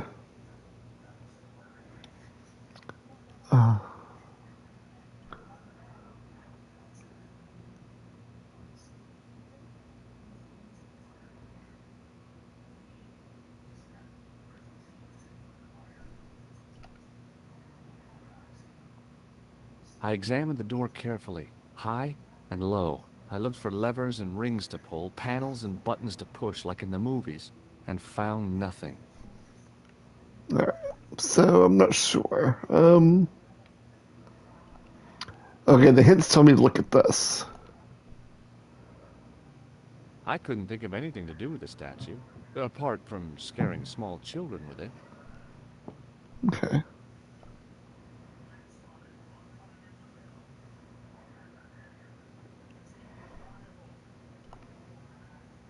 I couldn't take the inscription with me, and I didn't have a notebook or a camera to record it. All I could do was stare at it and try to memorize it. In accidenta sita est, in hora mundi. Okay. That would have Yeah. to do. The mount's opening. It must be Oh. Ultar. Okay, that was weird. If he comes in, we'll both be trapped. Ultar! Don't come in! It's a trap! Stay where you are! But it's con. You! Hello, And then it says to be careful how you respond because he can shoot you and kill you. We don't want that. Do not make any sudden moves. I have no desire to maim you. Did you say maim? I did. Dead men tell no tales, as you say. And I want to hear everything that you have to tell me. And what if I don't want to talk? Then I shall, most regrettably, have to kill you. Rest assured, however, that I am an excellent shot you would not suffer. Oh, that's good. Believe me, I'm really assured. It is rather dark in here. I think we should conduct our business outside. Why should I make myself an easier target? If I fire at you, Mr. Stobart, I shall hit you even in here. But, unfortunately, my marksmanship will suffer. It could be the difference between hitting you in the leg or the groin. Boy, it sure is hot in here. No sudden moves, Mr. Stobart.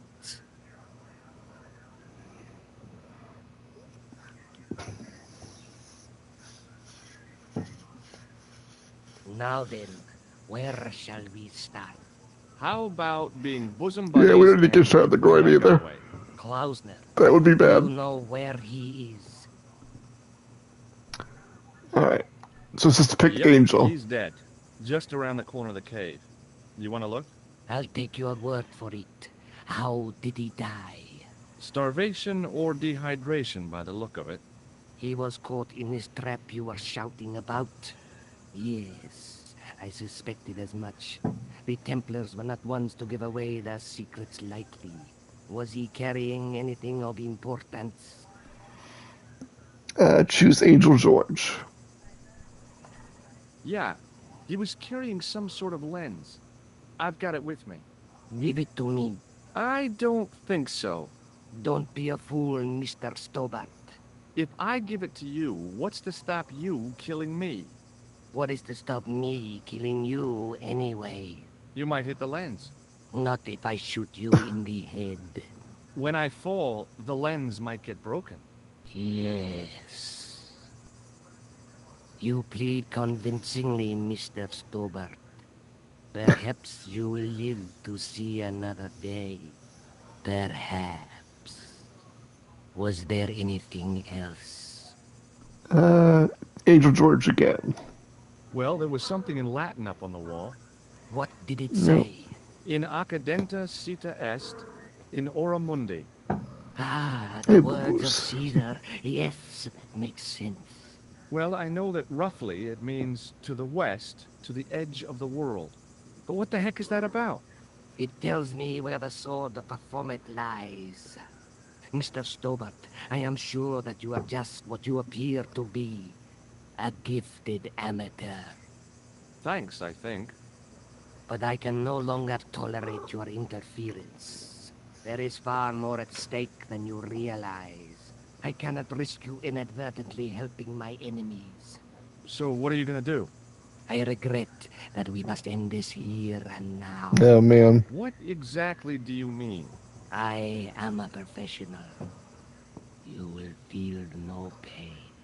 Oh, man. You're gonna kill me? Your only choice now is whether you die like a man or like a dog. Alright, this is die like a man. Okay, yeah, we don't want to pick the dog. Okay, you're the boss. I'll take my medicine. You are an honorable man, Mr. Stone. Alright, and then I gotta be really quick, get the hand buzzer out of my inventory. Yeah. Well... What the heck? Alright, yeah, I can zap him. It was a long way down. Below, I could see Ultar's truck. Alright, so we need the hand buzzer. Oop. There we go. It says jump off the... Oh, fuck me. Okay, I was reading what to do next, and I had to jump off the cliff afterwards. Damn it.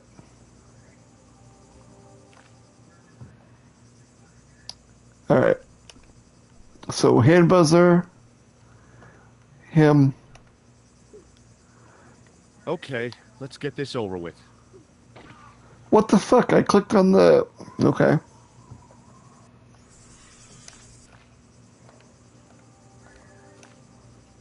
I'll try it again. There we go. And then I can jump off the cliff.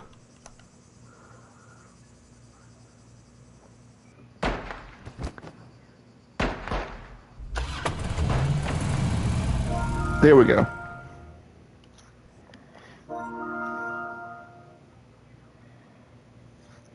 Luckily, the canopy on Ultar's truck broke my fall. Thank goodness for that. The worst part of the experience was Ultar's driving. What about the lens? Is it still in one piece? Oh, yeah. Well, it's good to see you again, George. Really? Well, I have to say, I'd have enjoyed Syria a lot more if you'd been there. I wouldn't have been much help. Anyway, you did just fine on your own. Alright, so it says end the conversation. I'll be back as soon as I can. Okay.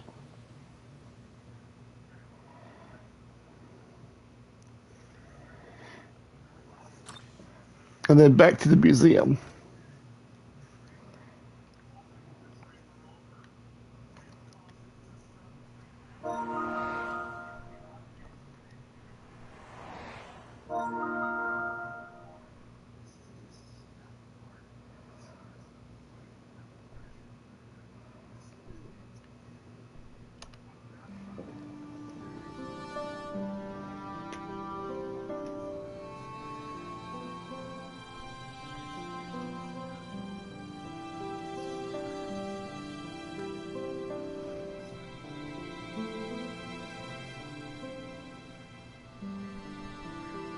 Alright.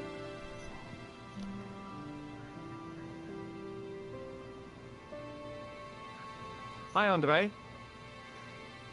Hello, Georgie. What's with the long face? Haven't you heard? The tripod was stolen. No kidding. I just don't get it. So many other treasures. And the thieves choose the tripod. A modern-day alchemist, perhaps? Who knows? There's no shortage of crazies in Paris. Where have you been? Nicole said you were away. I just returned from Syria. Syria? On the trail of the Templars? It's a long story, but I found the bull's head. It was referred to on the manuscript, remember? Yes. What is it? A secret cave built into a high cliff face. In the cave, I discovered a map bearing a phrase in Latin. In occidenta cita est in ora mundi. The island of Britain. Lies at the edge of the world, to the west. Strange. That map seems to contain a series of pointers. Like I said, it's a treasure map. Alright, so ask about the manuscript. I'd like your opinion on a medieval manuscript. Vraiment? Do you have it with you? No, it's too fragile. And besides, there are certain people who'd stop at nothing to get their hands on it. Intriguing. Do you have a copy of the text? There isn't much. Only a few Latin phrases. I was kind of hoping you'd help decipher the pictures. Without seeing the manuscript, that's a tall order. Just tell me one thing. What does the image of two men riding on the same horse suggest to you? The Knights Templar. Does the Templar seal appear on this manuscript? I'd love to see that for myself. Oh, so speak with him about Nico. The manuscript is being looked after by a friend. In Paris? Yeah. Not far from here, in fact. Well, just give me the address and I'll come round and take a look. I'm not so sure about that. Maybe I should check with her first. A female friend? Yeah, she's a woman. Maybe it was my imagination, but I noticed a predatory look in his eye. Suddenly, this friendly historian had turned into the big bad wolf. Oh, that's not good. This friend, who has the manuscript? Oui, the anonymous girlfriend. She lives at 361 Rue Jarry. Ah, I know it well. I'll drop by. Just as soon as I can. Alright, so end the conversation. Thanks for your help, Andre. You're welcome. And now we can leave.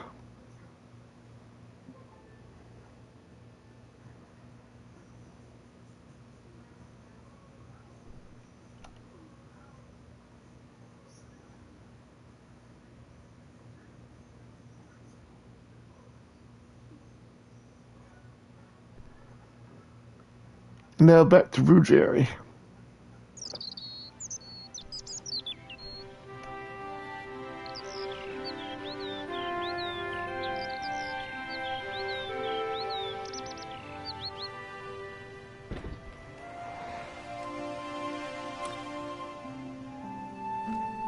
Hey, Nico.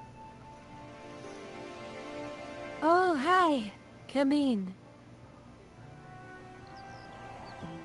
Oh, by the way, I had a visit from Andre Lobineau. Oh, yeah. I hope you didn't mind me giving him your address. Not at all.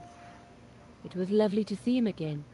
He was over the moon when I showed him the manuscript. It's not often he gets that excited.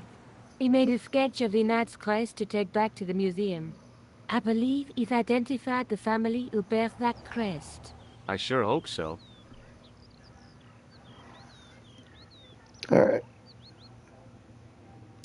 So I guess now we gotta go back to the museum. I'll be back as soon as I can. Okay.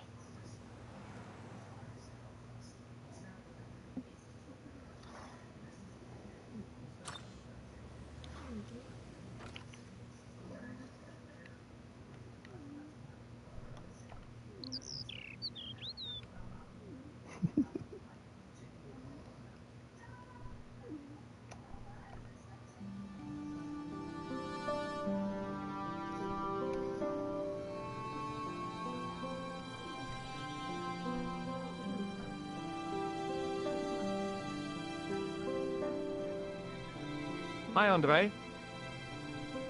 Hello, Georgie. Hey, I visited Nicole's apartment. Yeah, she told me you came by. Ooh, quite a fine Georgie boy. I didn't expect anything quite so sexy. I hope you're referring to the manuscript. Yeah, Well, for real. Of course. What did you make of the manuscript? It dates from the time of the Crusades. We guessed that from the Templar seal. It's a story and pictures like a modern-day comic book. What story does the manuscript tell? I don't know. It was probably produced for the tourist market. Tourists? Oh, we pilgrims in our thousands on our way to Jerusalem. The tourist trade is nothing new, you know. It's been around for centuries. Ever since Joshua made a packet selling souvenir bricks from the walls of Jericho. Have you deciphered any of the images on the manuscript? There's very little I can be sure about. The slang of the bull could be a reference to Mithras. Who's he? A Persian god, almost as popular as Christ at one time. The only thing I can be sure of is the knight. He's Spanish. How can you tell that? The writing on the shield, the reference to Ave Maria. No self-respecting knight from Northern Europe would have borne a coat of arms like that. Can you identify the knight's coat of arms? I already did, Georgie. He's a member of the De Vasconcelos family from the Costa Calida. Were they famous? No, they're not mentioned after the 15th century. Oh. The spotlight of history moved on. They're probably long dead. Alright, so that's it with him. Thanks for your help, Andre. You're welcome.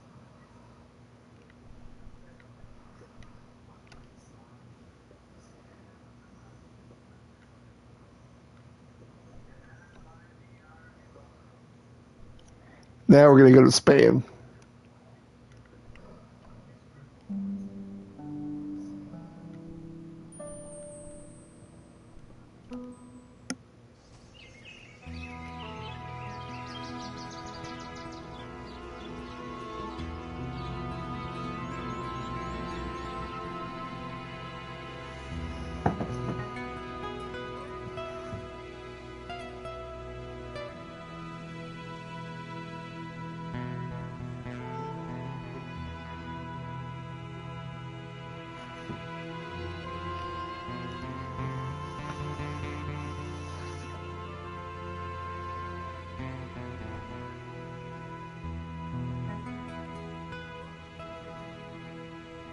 Yep.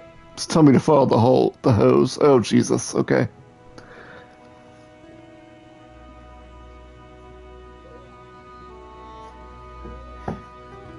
Then I gotta use the blood pressure gauge on the hose.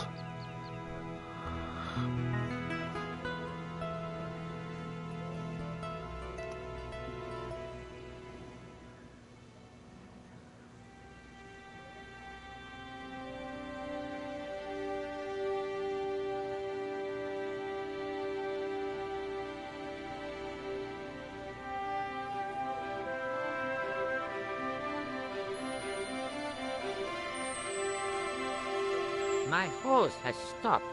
Yeah? See, my hose never stops. Well, I'm sorry to hear it. It's always sad when an old tradition comes to an end. Did you have anything to do with it? See, you. Well, I'm shocked. I'm mortified. How could you think such a thing? Very easily, senor. Very easily. I'm going to find out why my hose has stopped. And that means going into the house. You are not, absolutely not, to go in the house. If you do go in the house, I will set the dogs on you. Yeah, the guide's telling me to follow him into the house. So, I don't know.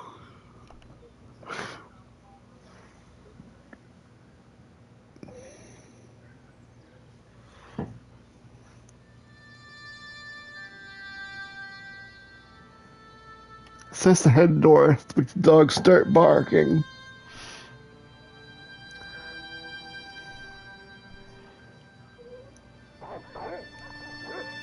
Oop. That guy hide in the suit of armor. I hid behind the armor and waited for developments. Hey, you. I know you are there, American. All right, you dogs, I'm coming.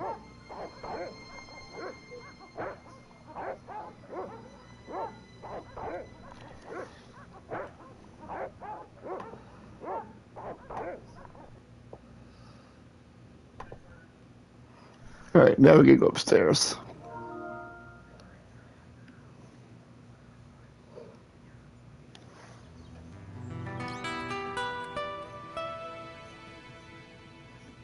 Madre Dios, who are you? My name's George Stobart.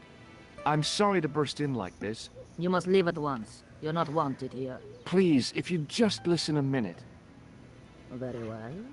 State your business, Senor Stobart. There's been a series of murders, part of some conspiracy. Anyway, the trail led me here. Here? There is nothing for the outside world here. Over 600 years ago there was. What do you mean? This whole thing ties in somehow with the Knights Templar. The Knights Templar are dust.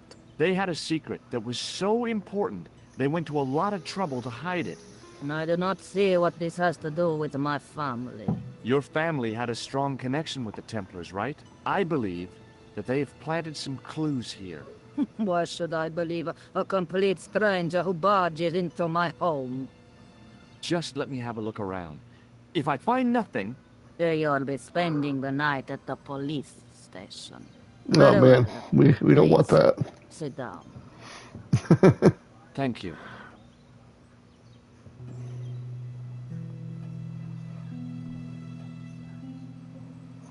Alright. I know your family is involved with the Templars, but I don't know how. You should be asking how my family were involved, Senor Stobart. The Templars ceased to exist centuries ago. And as for the De Vasconcelos, the line dies with me. I'm sorry. Don't be. Okay, whatever happened almost 700 years ago.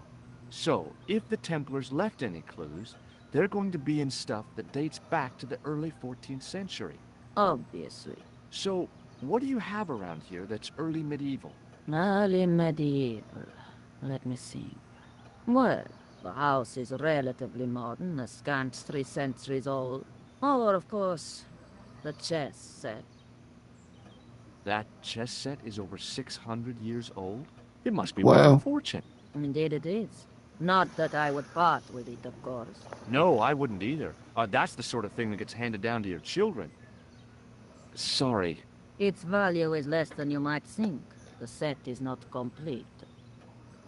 One of the pieces is a modern replacement. As to the original, it was lost a long time ago. Nobody has any idea where it is? No. The children had it when they were taken. Children? What children? All in good time, Senor Stobart. Alright, let's ask about May the I chess set. examine the chess set? Certainly. But do not move any of the pieces. Okay, thanks. Close up, the modern piece stood out like a sore thumb. There was something else odd about the set. All of the original pieces had irregular bases. My lady, I have to warn you, there's a... You! Why, I feed you to the dogs. Lopez, what have I told you about feeding intruders to the dogs? But, my lady... Never without my permission. Senor Stobart, if I find that you are wasting my time, you will be fed to the dogs. Oh, Now, Jesus. I want to show you something interesting. Follow me.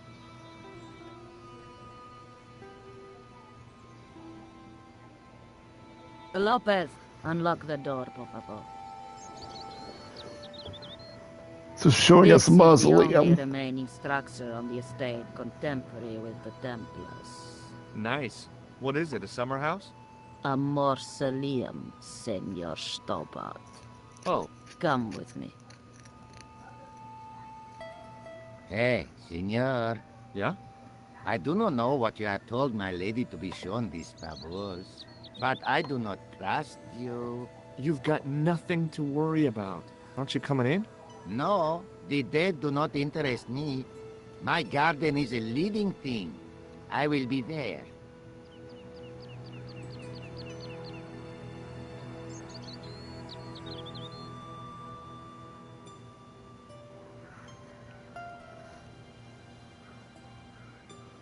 Wow, this is old. was constructed in the 13th century as the final resting place for the De Vasconcelos Templars. Yeah, it is. It's well maintained. These are my ancestors, and they deserve respect. They come here at least once a week to say a prayer for them. I mean, you could click employ, but I don't think it would do anything.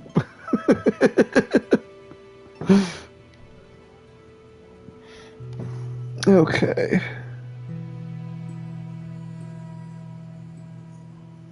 Interact with the lectern. On removing the Bible, I found a pattern on the lectern top. Basically you have a treasure, like a thing leading to a treasure, and bad guys are after you and the treasure. So you try to go after the treasure before they get it. Close up, I could see that the pattern was made up of glass squares Yeah, kinda. over a checkerboard pattern. Some of the squares had little jagged holes in the middle.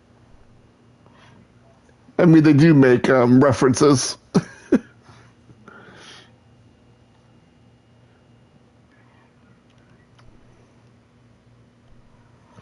Alright, so gonna talk to her about the checkerboard, I guess. May I ask yeah, I don't think you kill anyone. And if you don't react in time, or make, like, say the wrong thing or do the wrong thing, then you die. What's the story with the glass chessboard? Glass chessboard. Oh, the pattern on the lectern, purely decorative, I'm sure. So you can be killed, but I don't think you kill anyone. I haven't had to kill anybody yet. It's been like that since I was a girl. The gaps in the glass chessboard look awfully deliberate. No, it is ridiculous. What possible significance can it have? It's part of a chessboard, and the gaps are for... Senor Stobart. You cannot mean... Oh, I know, right? Your chess set is as old as the Templars. It's kind of suggestive, isn't it? Don't forget about the snakes and traps as well. I think this must be it. This is what the manuscript is pointing to. This is extraordinary.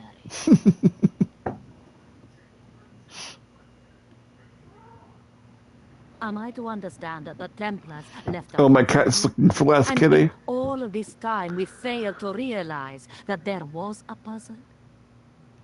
It was wonderful to watch the Countess change before my eyes. Right. Well, no time for wallowing in self-pity, eh, Senor Stobart?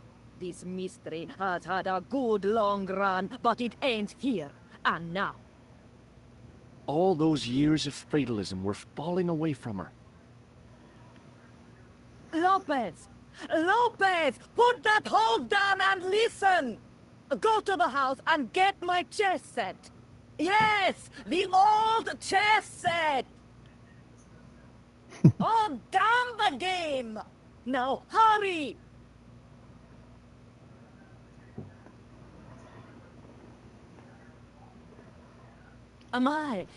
This is exciting. Yeah, Don't get too excited. This could be a sounds good, Mal. Have a good night, man. Hope you sleep well. For a moment. It's good to see you happy. Happy? And you know, last kitty, yeah, the cat's looking for you. You certainly know your history. What's your opinion of the Templars, Senor Stobart? The Templars? Well, they seem no worse than a lot of the knightly orders. You are mistaken.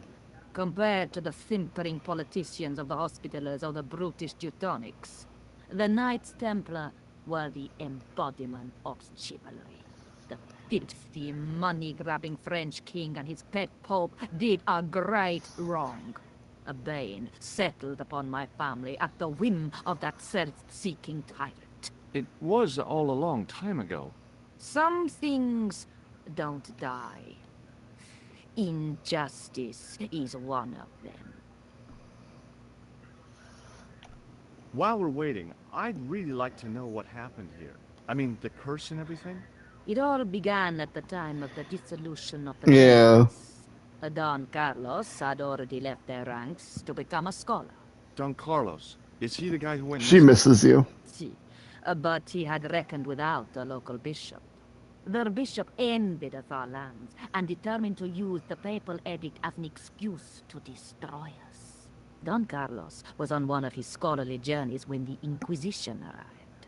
When Don Carlos returned, it was to find his loyal manservant slain and his children gone. They took the kids? But why? Oh, we will never know. The bishop denied all knowledge of the children's disappearance.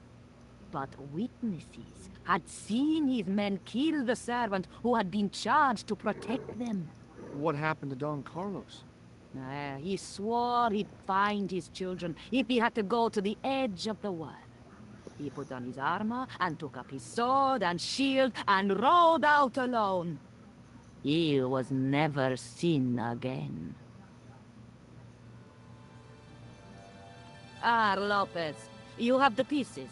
Si, my lady, as you asked. Por favor, Senor Stobart, would you be so kind?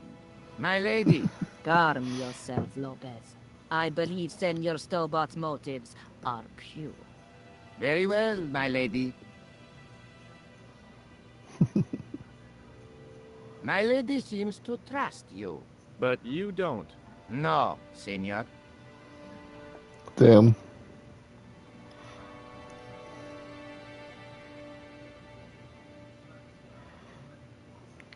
It fits, Senor Stobart. It fits. Working quickly, I found which pieces went into which holes.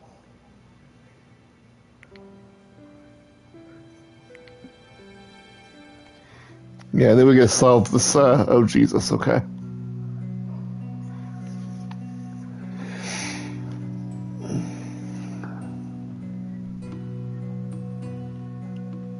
So I need to find the king right here, okay.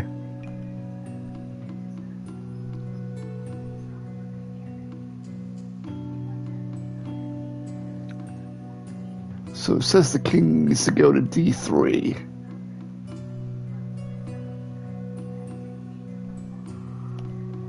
Okay. And then the knight. So I'm assuming this needs to go where the king was.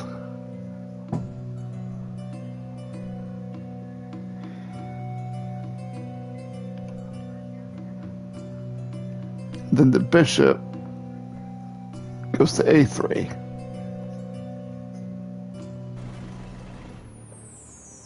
Senor Stobart, look! What is that? It's not the Holy Grail, is it? No, Senor Stobart. It is the communion chalice of the De Vasconcelos, missing for almost 700 years. Wow! Well, go on. I cannot. I can hardly believe it is real. Go ahead. Live a little. This is your moment of triumph, Senor Stobart. Sure, I'm sure. The possibility of death traps only occurred to me a few days later.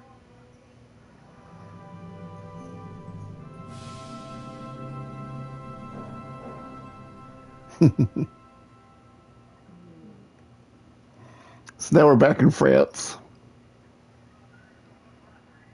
So the curse of the De Vasconcelos is lifted? Oh no. The Countess was thrilled to find the lost chalice. But there's still the riddle of the missing knight. Well, you can forget about that now and get back to finding the Templar's secret. Actually, I promised the Countess I'd find Don Carlos. You what? I can explain everything.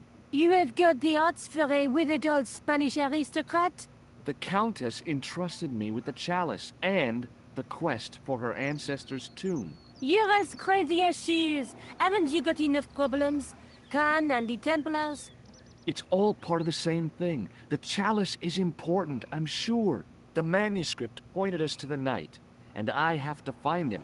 What then? I don't know. But when the knight and the chalice are reunited, maybe I will. All right.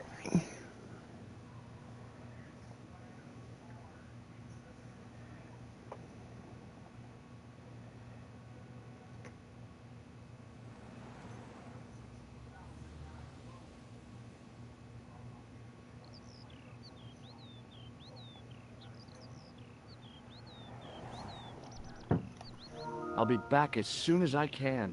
Okay.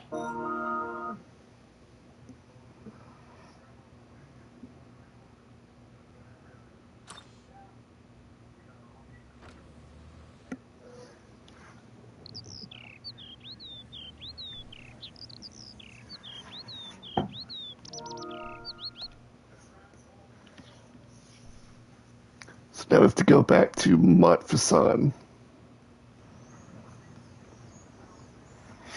I think I'll end here for tonight. I am getting kind of tired.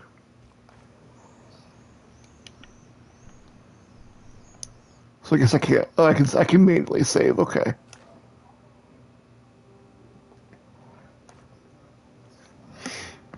Yeah. Yeah, I'll definitely play some more of this tomorrow. I mean, I'm enjoying it.